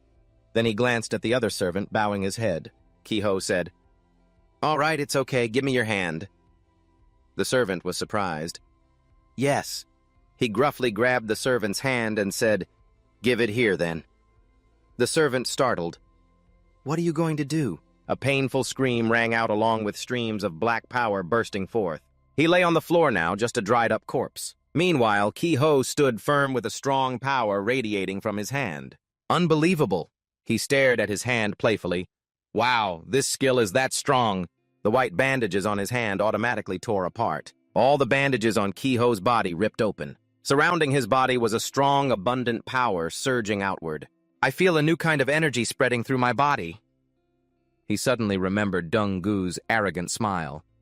If I have this, that bastard is dead for sure. But a loud noise interrupted Ki-ho. He frantically looked around. What is that sound? Outside on the nighttime street, people were increasingly chaotic. Are our wireless signals being interrupted? Yes, that's right. What's causing our signals to be jammed? I need it for work. Members of the Black Society holding glow sticks stood on the street shouting, "We are initiating the real combat training unlock. All citizens, please move to a safe place." The announcement kept repeating, "Be careful in nearby areas." The people on the street felt annoyed. So annoying, what now, more training? They continued shouting announcements. "Please remember this area might become dangerous, so evacuate to the nearest safe place."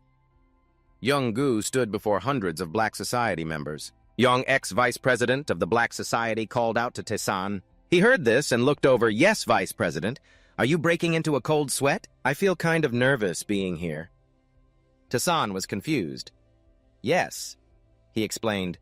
"This is the first time I've seen the president so angry." He smiled fiercely and ordered, "From today, purge Black Tiger from the dark world." Covering the large building, a group dressed in black swiftly moved across rooftops. A shout urged, "Team Thankao, move faster! Enemies have infiltrated the main building!" These black-clad members were the Thankao team, the second strongest of the Black Tiger's 3 top teams. Team leader Sejinjong led the team, frowning angrily. "Daring to invade Black Tiger's territory, we ambushed but don't know who's bold enough for this." But the team members behind were suddenly attacked and cried out in pain. Sejinjong startled and glanced back. He commanded, "Tell the other team members there's an enemy ambush, be careful." But one by one they still fell to the attack. Sejinjong dashed behind a wall to take cover. On the road littered with the bodies of fallen team members, Sejinjong held his sword and shouted, "You damn kid! I'm going to kill you. Where are you? If you're tough, come out here." Suddenly a voice sounded right beside him, freezing him. "The kid like me's the one you've been talking about all this time." Young-gu stood with crossed arms, grinning slyly beside Sejinjong. "I came here alone, don't be afraid." He raised his sword to attack him. "You bastard, what are you trying to show off?" Young-gu smiled his familiar smirk and kicked Sejinjong hard in the stomach. Sejinjong was no longer visible, only a wisp of white smoke slammed into the wall. Broken wooden pieces scattered onto the ground. Sejinjong collapsed among the ruined wood debris. He shakily propped his sword on the ground. Sejinjong endured the pain, though his eyebrows furrowed tightly as skin cracked cruelly on his leg. He glanced to the side. His eyes showed clear terror. Seeing the ground strewn with corpses made Sejinjong panic. What the hell is this? He still couldn't believe his eyes. Are you kidding me? What just happened? In the distance was Dong-gu's silhouette. He wore a devilish grin like the Grim Reaper approaching, making Sejinjong feel vaguely terrified. Are you joking with me? That's impossible. Did that kid really cause this? It was as if he could read Sejinjong's thoughts. He laughed slyly and clearly declared, "Don't believe me." "Don't worry. Anyway, starting tomorrow, Black Tiger will disappear as if it never existed." Suddenly, a crisp laugh startled Young-gu. "You little punk, you talk too much." A group wearing demon masks and carrying blades stared at him. The leader even threatened, "Should I cut your tongue out? Your mouth's too loose." This masked group was the villain team ranked #1 among Black Tiger's 3 strongest squads. Sejinjong's eyes widened. The strongest team of Black Tiger. The villain leader looked down at Young-gu with contempt. "Do you know how many kids like you out there fear me?" But Young-gu showed no fear and confidently replied to him. "I know there are more. Your pleasure is tying ropes around the neck and cutting out your opponent's tongue. And you're into human trafficking too, right?" The entire old mansion trembled. Sung-ho leaned against the wall worriedly. What just happened? What was that noise just now? It's really strange. So high-guessed it seemed someone ambushed Black Tiger. He was stunned and let out a shout. Sung-ho couldn't believe it. What organization could dare challenge Black Tiger? He exclaimed, "No way, who is it after all?" Sung-ho thought to himself, "First thing I need to do is report back to the Unique Association." He turned back and said to her, "Let's go report first." "I think so." Xianhe hesitated, not moving her face, showing some reluctance. She immediately jumped onto the roof, ignoring Sung Ho's surprise. Sorry for going on ahead, I need to find my sister. He lost his composure and shouted orders. Where are you going? Come back right now! But Xianhe seemed to hit an invisible electric net in midair. Even Sung Ho saw sparks of electricity surrounding her. Xianhe fell. He ran over in panic. Are you okay? Damn it. Sung Ho caught her. The pain made Xianhe grit her teeth and close her eyes tightly. He became confused. How could this happen? How is there something blocking the way that I never knew about before? On the other side, the whole villain team was thrown back like sacks of salt. A whole group surrounded Young-gu but still let him tear them apart. Young-gu calmly stood in the middle, ignoring the screams around him. This kid's not normal, let's go up. Getting more excited, he raised his hand to attack. Good, you guys are just flying into the fire like moths. A radiant power swirled around Young-gu's hand, forming the shape of a sword. The villain leader panicked as he realized and shouted, Shadow Sword. You gently wield each sword stroke, creating a giant whirlwind spreading everywhere. The villain group fled in panic. Run away! The wind seemed like it could sweep away the entire villain team, leaving only terrified screams. They could only keep screaming endlessly amid the fierce lightning-fast whirlwind, all lying scattered outside the spiral, but you still stood firm inside. He couldn't believe his eyes when he saw the blazing sword in your hand. It can't be that sword, that shadow sword skill. It was passed down long ago, yet those villains crawled on the ground. He seemed to question. Who are you, kid? Why are you doing this to our clan? What did we do wrong?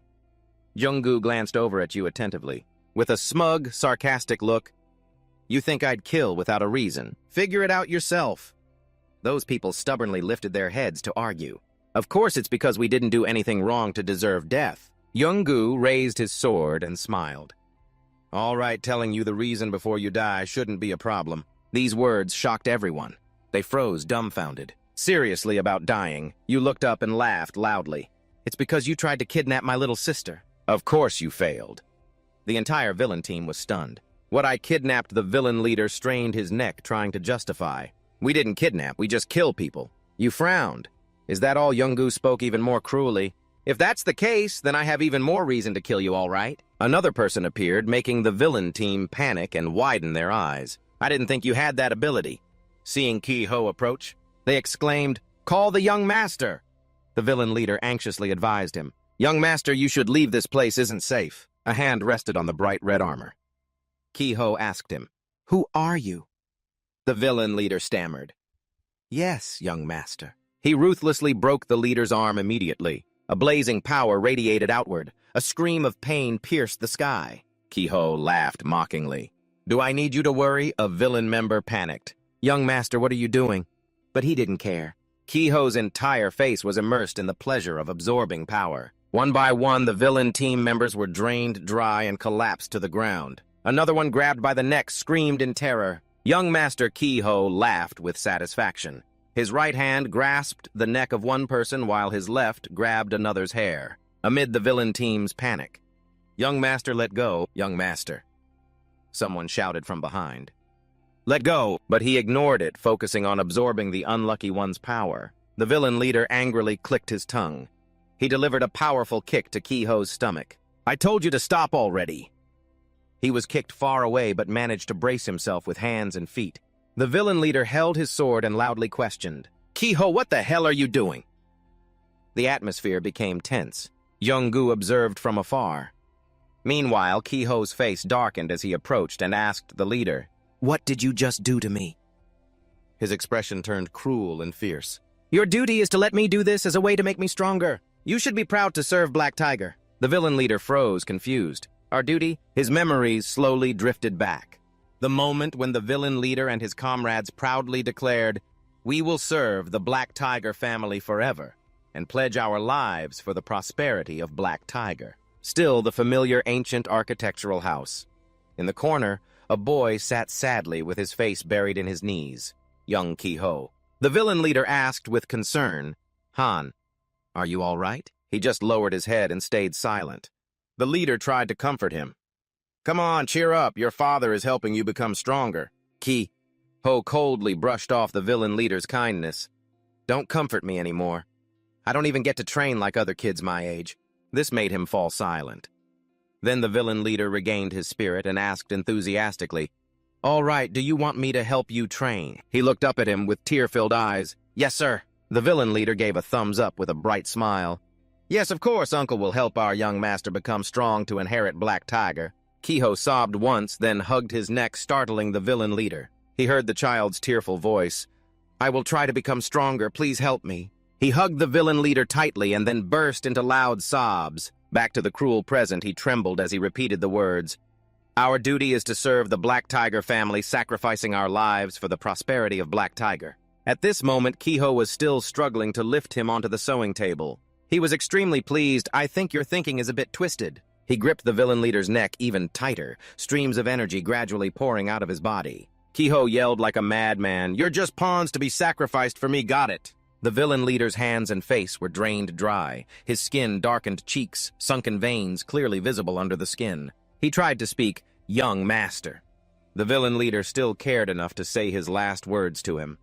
"Young master, be careful, that guy is very dangerous." His hand dropped limply as Kiho raised the villain leader's body high. He was dropped to the ground, tears still wet on the corners of his eyes. Yet he coldly assessed, truly the strongest Black Tiger team leader endured this long. Kiho turned to taunt him, "How long will you wait for me?" "Should I thank you for waiting?" Jung-gu confidently smiled in reply, "I should be the one thanking you for killing those guys for me. Right now I'm curious about how you know that absorption skill." A gust of wind swept by, and he was suddenly in front of him, throwing a hammer-like punch into Jung-gu's stomach, leaving him stunned. "You don't need to know, idiot, what you've done to me." Jung-gu grimaced in pain, eyes full of anger. Kiho continued with the flurry of kicks. "Now I'll give it back to you." He could only use both hands to block in front of his body to defend.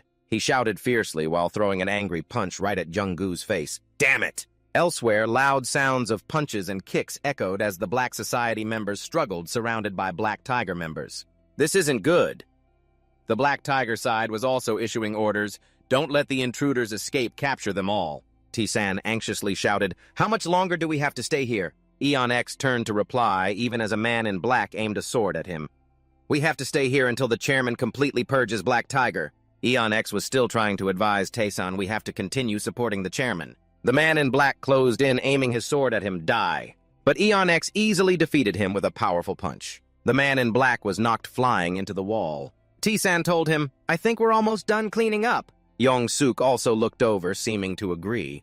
But a voice startled them both, drawing their attention. In the blink of an eye, Taesan was attacked. He didn't even have time to react, just stared. Yong-suk screamed Taesan's name in panic as he saw a large man had defeated him. This time it was Yong-suk's turn to take a devastating hit. A white force punched straight into Eon X's stomach. The man roared angrily, "How dare you cause chaos in the Black Tiger family!" He only managed to say what Eon X was painfully slammed into the wall, cracking a large section. He gritted his teeth, enduring the pain. What the hell just happened?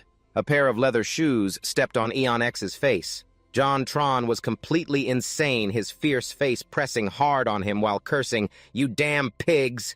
Every wrinkle on John Tron's face pressed together, showing his extreme rage. "Have you found out who caused this chaos yet?" John Tron's close aide, panic-stricken, replied, "All outside communication has been jammed, sir.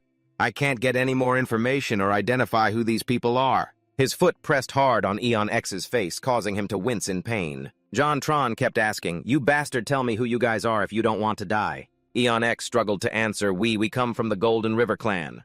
Hearing the answer only made him angrier, his tone rising. "What did you say?" "The Golden River clan." A Black Tiger staff rushed in to report urgently. "Sir, it seems there's a battle happening outside, otherwise they couldn't have gotten in this easily." John Tron slammed harder, saying, "Tell me who your leader is." He remained firm, grabbing his leg and pulling him away. "You think you deserve to know who my leader is? You're going to die anyway by the chairman's hand." This made John Tron even angrier, "You bastard." Suddenly the wall behind cracked, catching his attention. Jung-gu was knocked flying and fell right in front of Johnson and Eon X. He was knocked unconscious, lying motionless in the mess on the floor. Seeing Jung-gu, he shouted, "Chairman!" Right after Jungkook lay unconscious on the floor, at the same time Zonzon, with a stunned look, turned around and questioned him. "What's going on?" Behind him. Kiho stood with bright eyes. At this moment, he panicked and gasped when he saw him smile devilishly. Then John Cho looked at the other with suspicious eyes. How could he respond when he smiled proudly with an expectant look? What do you think, son, is this enough yet? Then he excitedly continued to praise himself, but also credited his father for bringing that monster out of the tomb so he could become this strong. Seeing this, he got irritated and scolded, "You foolish brat, by using it, you basically turned yourself into a monster like it." Kiho remained calm, speaking with a carefree tone. "No matter what you say, Dad, I won't stop."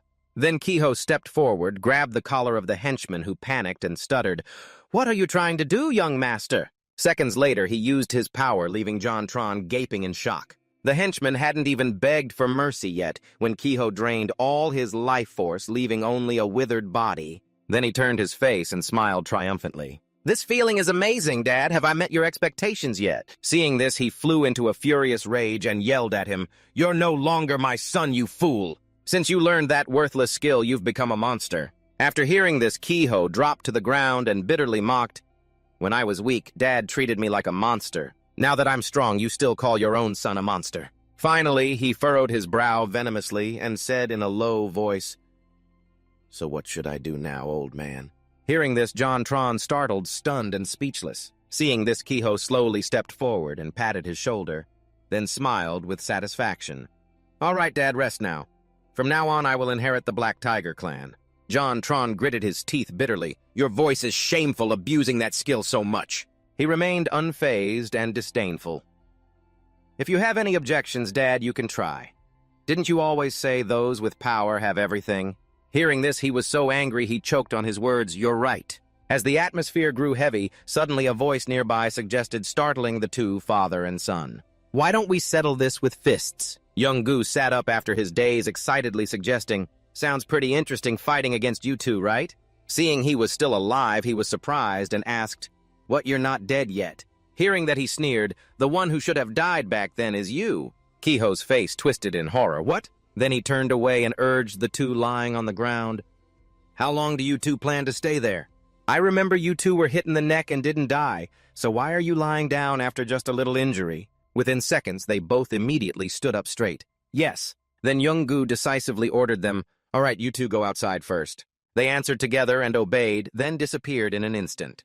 Yes, Chairman understood. Immediately after, he brushed the dust off his body, then slowly stood up ready at any moment. "All right, now it's clear." Young Gu looked up seriously and said, "Maybe I should get serious." Suddenly, JonTron dashed like a rocket, and then an explosion happened, sending smoke and dust everywhere. In the smoke, Young Gu jumped back and commented, "Good effort, but still not enough." Hearing that the man seized the opportunity, appeared behind him ready to swing his sword. "Then what about this?" Instinctively, he glanced behind him quickly. Immediately, JonTron unleashed a deadly strike. "Die, brat." The roar of Black Tiger, that dangerous sword, forced Young Gu to jump back several meters. At that moment, his eyes widened in confusion and disbelief. Clearly, that guy was right in front of him. But when did he get behind his back? Before he could process what happened, the man shot forward like lightning.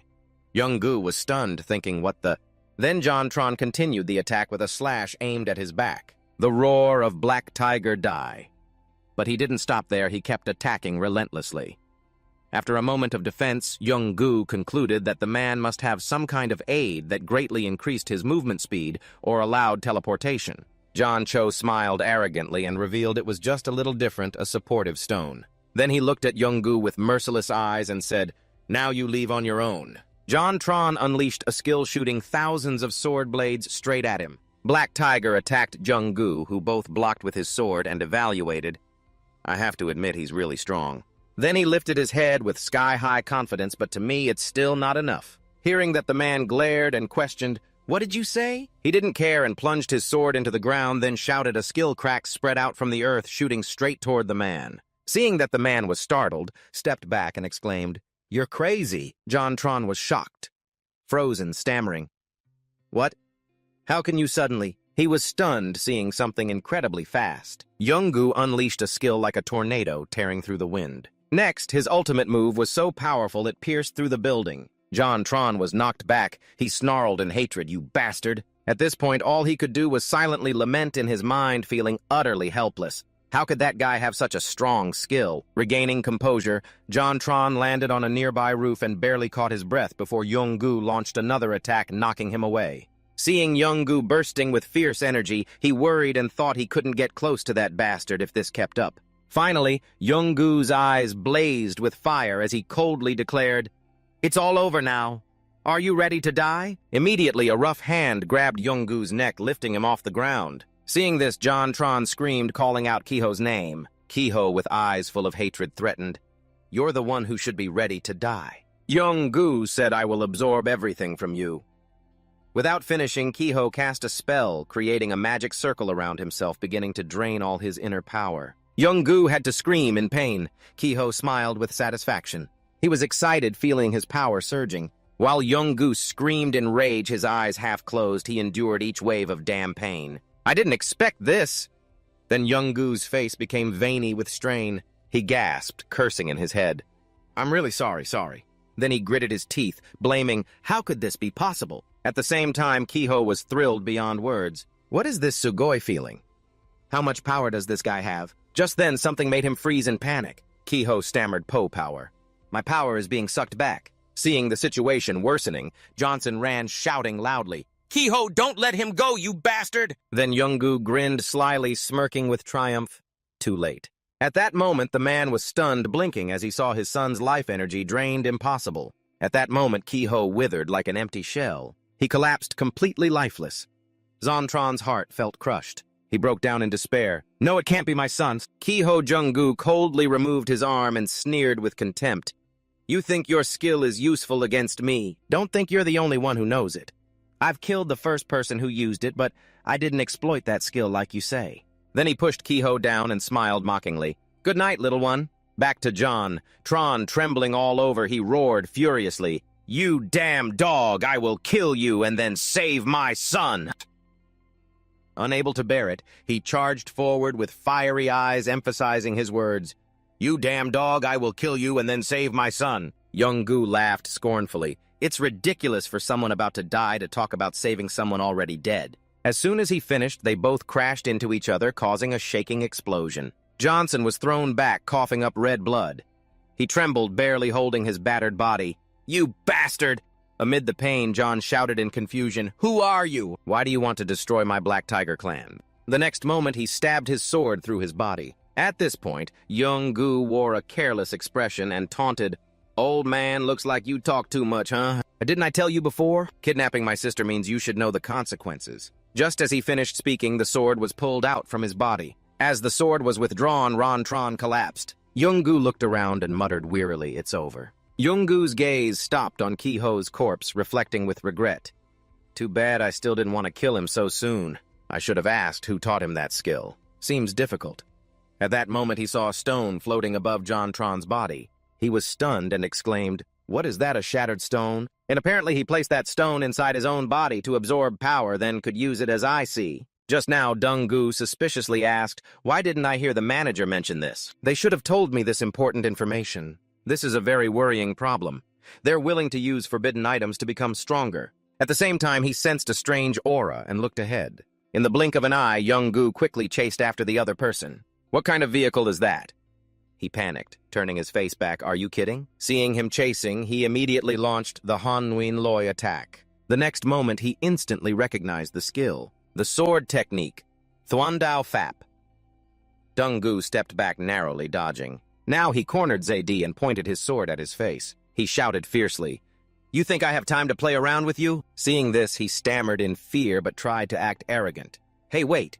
Do you even know who I am to dare touch me?" "May." Seeing that Young-gu smirked and guessed, "Could you be the son of the Black Tiger clan leader Sergi?"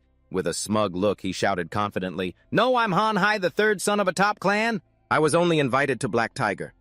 I don't know who you are, but if you dare touch me, my clan will not forgive you." Hearing that, he felt like he had a good catch, stepped closer to his face and whispered, "What did you say?" Seeing this, Sergi nervously stammered and couldn't speak clearly. "You..." Then Young-gu raised his eyebrows challengingly. "You said in a mysterious tone, 'Do you want me to drop by your clan to ask around a bit? Do you want that?'" After hearing that, he looked confused and asked, "What do you mean by that?" You looked at him with a calculating expression, planning every move. "But if someone finds out I wiped out the Black Tiger clan, it wouldn't be good. Let's just say your clan and Black Tiger had a war like that, it would be better." Seeing that Sergey turned pale and quickly objected, "No, absolutely not. Our clan has no grudge against Black Tiger. I was only invited as a peace envoy."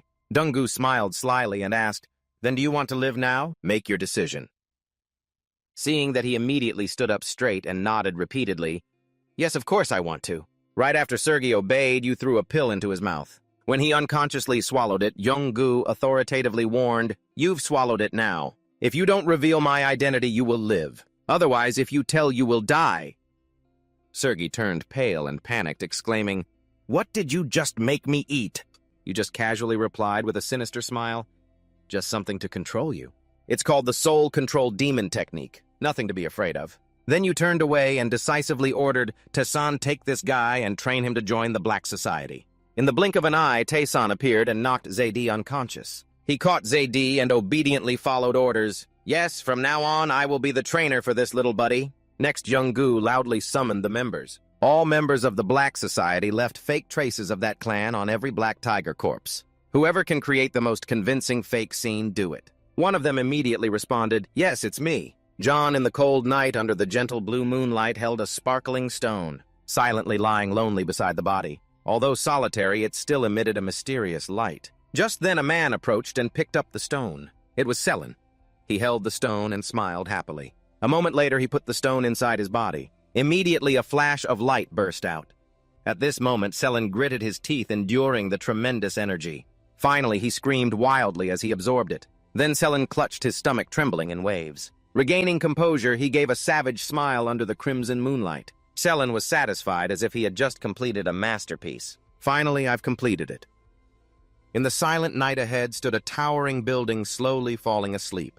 Inside, Young-gu's parents were sound asleep. At this moment, you were tiptoeing very quietly, careful not to make a sound passing by their room. When stopping at the door, Young-gu gently turned the doorknob. Then you anxiously sighed. The feeling of sneaking home, afraid of getting scolded by your parents, was 100 times harder than wiping out Black Tiger. Seconds later, a voice rang out, questioning, "Where are you going?"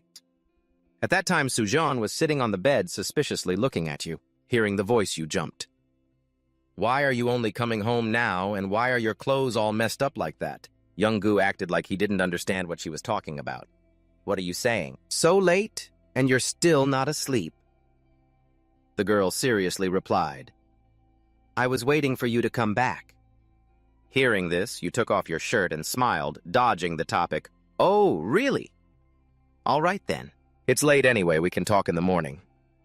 Immediately after, Sujan firmly pressed on, "Don't change the subject. Tell me what you were doing out there." Seeing that Young-gu was briefly surprised, but laughed inwardly worried about himself. Then you gestured and explained, "I was busy. But you never asked me that before." Without saying more, you pulled out 2 50,000 won bills to bribe. But seconds later, the girl rebutted with firm determination. "I mean, I was really scared of those kidnappers, so I thought they would come after you. Because I saw you were injured like that, this isn't something to joke about." Young-gu responded by pulling out twice as much money. This time, Sujan snapped and shouted, "Do you think I'm just a materialistic person? I'll tell Mom, just watch." Feeling it still wasn't enough, he added more, making the girl gasp in surprise. "Really? Then 500,000 won." Looking at the money in front of her, her eyes lit up brightly. Young-gu held out the stack of money and tempted her.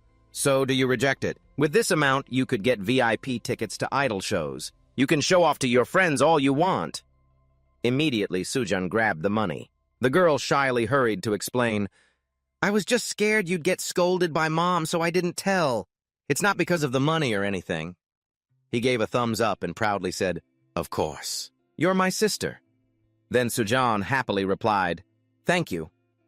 After a moment, Young-gu asked with concern, "Han Sujon, are you scared when you go outside? If you are, I can hire a bodyguard for you." Hearing that the girl was stunned and asked back, "A bodyguard?" Sujon recalled the fierce battle with a 3-dot expression. Then she firmly refused, No, I don't need one. I can take care of myself. You've taught me a lot of martial arts for self-defense, so I'm fine. I'll prove it." After saying that, Sujan showed off a few skills to intimidate. Look, unconsciously he turned to catch something. Then Young-gu smirked, waving the stack of money in front of her.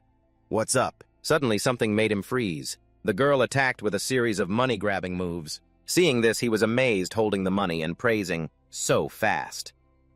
Sujan smiled proudly and asked, "So am I good?" Hearing that, he thought to himself, "More promising than I expected. She probably can protect herself now." He handed over the rest of the money to her. Then he advised, "Still not good enough. You have to train harder." Hearing this, the girl left while glancing back and grumbling, all right, you say that all the time." She closed the door with a bang. Young-gu frowned and sighed. "Why do I feel dealing with my sister is harder than enemies?" A moment later, he sighed and lay down on the soft bed. He muttered his reasoning. They must be investigating the cause of Black Tiger's extinction. Suddenly, a heavy thought rose in his heart. "Sorry? Really sorry?" Then Young-gu jumped up, pulling at his hair. "Stop thinking nonsense!" He gritted his teeth and shouted angrily, "Stop it! I don't want to remember anymore." Then his past life memories flooded back. At that time, a mysterious girl introduced herself. "My name is Yong-hee." Jung-gu was resting against a tree. He asked indifferently, "So what?" The girl offered a piece of grilled meat enthusiastically. "Do you want some? The grilled meat is really good." Jung-gu coldly asked, "Is it poisoned?" And seeing this, Yong-hee raised the meat and denied, "Of course not. Why are you so suspicious? Aren't you hungry? It'd be a waste to refuse," she said, taking a bite for him to see. He remained stubborn and arrogant. "I've been somewhere with over 1,000 demons killing each other, and I'm one of the 3 demons left alive. How could I die from hunger?" Hearing this, the girl chewed while admiring unbelievable. Then Yong-hee tilted her head and invited, "Hey, do you want to be my right-hand man?" Hearing this, he looked at her confused under the warm sunlight. Yong-hee declared boldly, "My goal is to become queen and conquer Murim, so I need you to be my right-hand man. If you don't want to be the right-hand man, then marry me." Hearing that, Jung-gu laughed mockingly. "What? Queen of Murim?" Then he challenged, "My goal since birth has been to conquer Murim. Don't bother me." Hearing this, she angrily retorted, "Whatever, it's mine now." Time passed now. So-in was tightening his grip and threatening, "Are you going to kneel or do you want me to kill it?" He tied Yong-hee tightly and ordered coldly, "You choose." Seeing this, Jung-gu grimaced, unsure how to handle it. At that moment, the girl cried loudly with tears, "I'm sorry, I really am sorry." Back to reality, he felt bored and restless. "I can't sleep if I keep thinking like this." He realized, obviously, Kiho's absorption skills came from him. It's not over yet? Elsewhere at the foot of the Black Tiger family building. At this time, Black Tiger's men lay piled on the ground. Suho silently glanced at the wreckage. Sung-ho stepped up from behind and reported, "We are investigating those with the power to annihilate the entire Black Tiger clan. But sooner or later we will find them." After hearing this, he pondered and guessed, "I think there's only one person." He asked again, stunned, "What?" Suho turned his face with cold eyes. He affirmed, "Only one person wiped out the entire Black Tiger clan. Could it be that demon?" Under the silent night sky, the wind rustled, carrying a chill that seeped through the air. On the ground, a team member loudly ordered, "Black Society, all move out. This is a command from the commander." Then Yong-X decisively directed a search of the entire area. Next to Taesan, who was grabbing Zae by the collar, he frowned confusedly and said, "I haven't even had time to deal with this kid." "What does the chairman want to find?" Yong-X angrily shouted at him, who was standing dumbfounded. "Hey, you're still just standing there. Are you defying my orders?" Immediately, Taesan straightened up fearfully and hurriedly explained, No, that's not it. Maybe I was just too slow." Hearing this, he warned, "Don't make noise. Otherwise, if we die, it'll be because of your mouth." After this threatening remark, Taesan whispered yes. At that moment, Yong-X turned his gaze toward the forest. He carefully considered, "Anyway, we should investigate around the Black Tiger forest to find the strongest existence the chairman mentioned." While they were discussing, suddenly a loud noise erupted. Yong-X anxiously asked, "What's going on?" Then an urgent announcement echoed everywhere. "Level 3 gate has opened. All citizens in the city, please evacuate immediately." Following the announcement, the city's inhabitants panicked and started running. The emergency broadcast continued, "Right now, everyone must leave Incheon." Then Taesan turned with a tense expression. He urgently repeated, "The level 3 gate has opened. We must leave here immediately." Hearing that, Yong-X frowned and questioned, "Leave? Have you forgotten your orders?" In the city, after everyone had left, only silence remained. At the same time, a monster suddenly appeared on the other side. Young X activated lightness skill while calmly analyzing the situation. Our mission is to investigate it. If it's a monster, we need to study and report back. Hearing this, Tae-san agreed. All right then.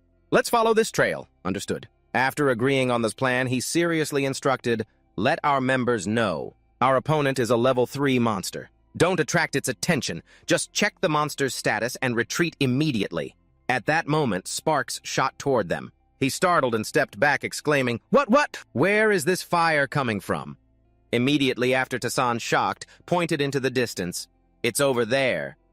Seeing this, they hurriedly hid behind a rock and sneaked a look at the strange creature. Young X, curious, mixed with fear, said, Hey, should we get closer to it? Tae-san timidly replied, This is the first high-level monster I've ever seen. While they were whispering, the monster suddenly turned and looked directly at them. Seeing this, he widened his eyes and shouted, It's us! And both of them panicked and screamed, scattering as they ran. As they separated, a fireball exploded on the rock where they had just stood. After that terrifying moment, Young X gritted his teeth and muttered, What is this? At this time, Tae-san stood frozen when he saw him engulfed in flames. The vice president, in a life-or-death moment, asked himself, Am I going to die? Then he bitterly thought, Insane. If I get hit, there might not even be a body left. At that moment, Young X stood amid the flames, looking for an opportunity to escape. Suddenly, Celine appeared and grabbed him by the collar. The guy lifted him up, causing him to tremble in pain. Celine smirked challengingly. You look pretty strong. Inside the fire, Young X closed his eyes, enduring with a heart ready to explode. No, I don't want to die. I haven't paid for my crimes yet. He broke down crying with a fierce desire to live. I don't want to die like this. Suddenly the fire vanished. He asked in surprise, I'm not dead yet. Tae-san, with an incredulous look, signaled, Vice President Fo, look over there. The two of them looked ahead. The blinding flames made them squint. What the hell is that? Impossible ahead. Celine had crushed the monster until it shattered. Seeing this, Young X exclaimed in horror, A level 3 monster! Tae-san was astonished and concluded, dead with a single blow. Meanwhile, the monster was grabbed tightly, suffocating. It screamed with savage cries. Finally, the monster howled in despair. At that moment, Celine seemed enlightened. He smiled mysteriously. So that bastard was also resurrected. After finishing, he turned to look at the two of them. At this moment, Tae-san spoke resignedly, We have no other choice. There is only one way. Never run away. Young X quickly replied, Yes. Then they both hurriedly rushed at him. Celine stood frozen in place, wary of the mystery. I smell something from you guys, and the skills you have come from someone I know very well. Hearing this, the two looked confused and whispered to each other, How does that guy know? At the same time, inside the city, the reporter introduced the stern-looking man in front who seemed to also have Lord Dung Wong involved. This dignified man is the sword immortal Dung Wong. Immediately after, a hurried voice startled the reporter team.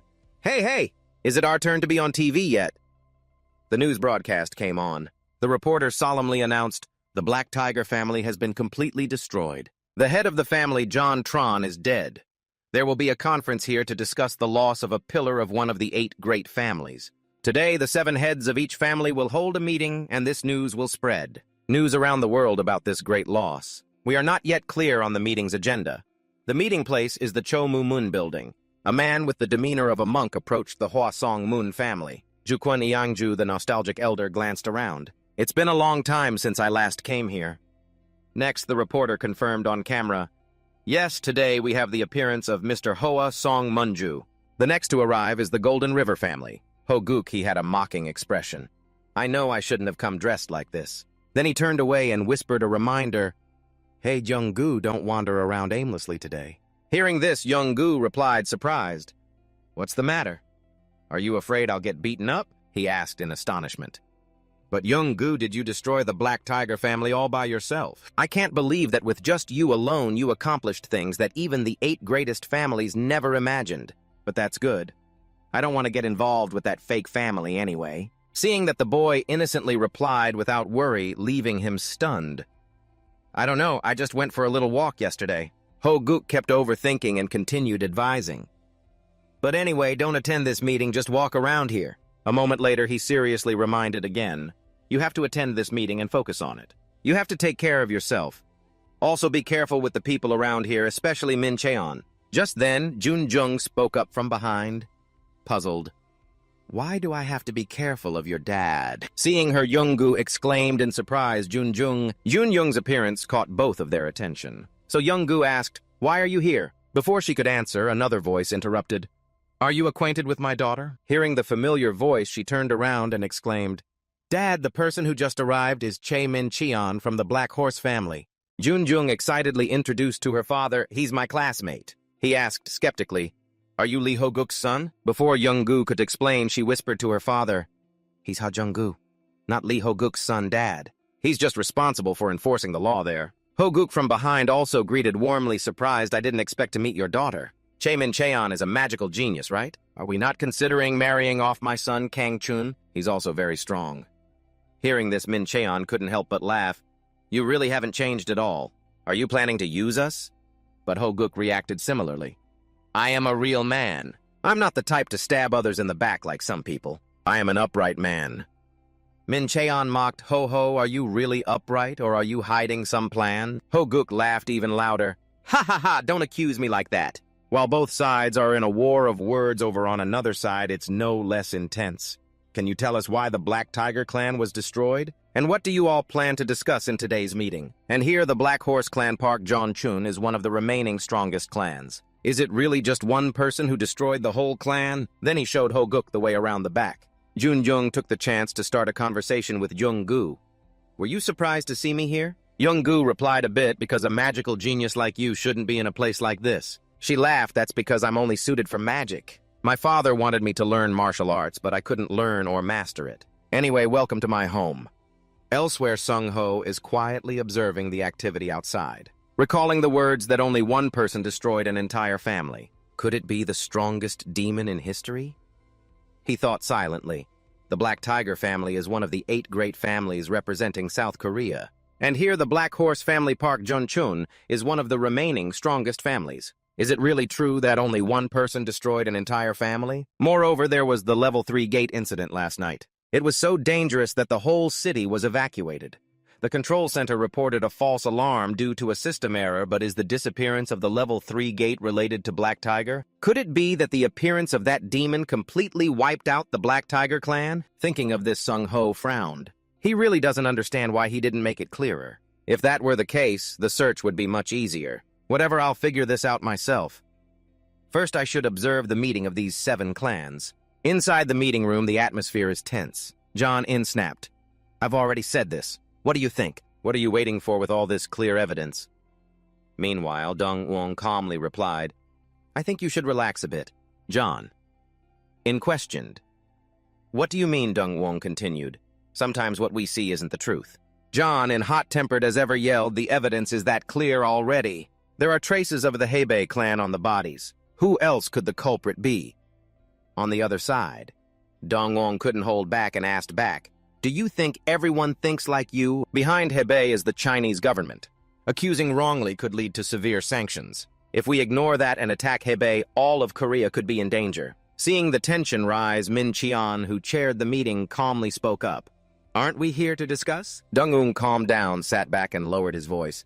"I was a bit excited, sorry." Noticing Ho-guk hadn't made a move, Min Cheon spoke again. "I think that evidence is too vague." John In doubted. "Do you mean someone intentionally tried to stir trouble with Hebei China?" Min Cheon hesitated. "I'm not sure. But for a big clan like Black Tiger to be wiped out by a Hebei clan in such a short time is hard to believe if we don't fully understand the reasons behind this. But I do have suspicions because the Golden River clan is also nearby." Catching on to this, John In pointed suspicion at the Golden River clan. "That's right. The Golden River clan would benefit the most being next to the Black Tiger clan. So all the benefits would shift to Golden River." Hearing this, he laughed scornfully as if itching to mock. "You all doubt me. The strong survive and the weak die. No sickness about it." This made Min Cheon and John In have no argument left, only daring to curse silently in their hearts. "This crazy guy Ho-guk expressed the way you all look at me makes me uncomfortable." So Min Cheon could only say, "All right, don't worry about it anymore, Lee Ho-guk." After a while of discussion, Ho-guk stood up looking annoyed as if the meeting wasn't going well. "May I stand up now?" With no other choice, Min Qian had to declare all right. Then this meeting will be temporarily adjourned here. I hope that in the future we can get along better. Elsewhere, Junjung and Junggu are shyly enjoying the view together. It was only later that she timidly started a conversation. Junggu, I think this meeting will still take a long time to end. But can you wait here for a bit? I'll go get some of the cakes I made. Have they arrived yet? Junggu agreed. Junjung decided, I'll be right back, wait for me a moment. Seeing this Junggu side Jimin Cheon's daughter really is unbelievable. But I can't refuse either. I hope nothing unusual will be discovered at that meeting. But doesn't our Black Tiger team have to head back now? Then he reminded himself, but they should be fine since they were my immortal army in the last life. At that moment, the phone rang along with Fulei's singing voice saying, Listen, my friend, I thank you. Thanks to you, I have today. Young-woo answered. Secretary Kim was calm only for a few seconds before shouting, How did you find them? Waiting for you at the scene, Lai Quan reported. This is where they had a battle with someone at dawn. Young-gu looked over the chaos in front of him and assessed that this was no ordinary fight. He sensed this battle was much more brutal than usual, so Young-gu concluded it was a massacre. The secretary, in one hearing this, asked in disbelief, Another massacre? You mean they were all killed? Without a word, Young-gu dashed off like an arrow. He landed nearby with astonishment. The place was littered with countless bodies scattered all over the ground. In one, after much effort to catch up panting, he asked what was going on. Seeing the scene, he was shocked and exclaimed, What the hell is happening? Jungkook, they've been completely turned into dried corpses. Angrily shouting, Black Society, I haven't even gone down yet, and you're already dead. What are you still lying there for? Get up, girls! Unexpectedly, the bodies that had been lying still suddenly opened their eyes, crawling up and stammering, Master Chairman. Lai Quan witnessed this and screamed in horror. What the hell is going on? They're not dead yet. Young-gu smiled slyly and revealed, They have a skill I taught them. They have immortality.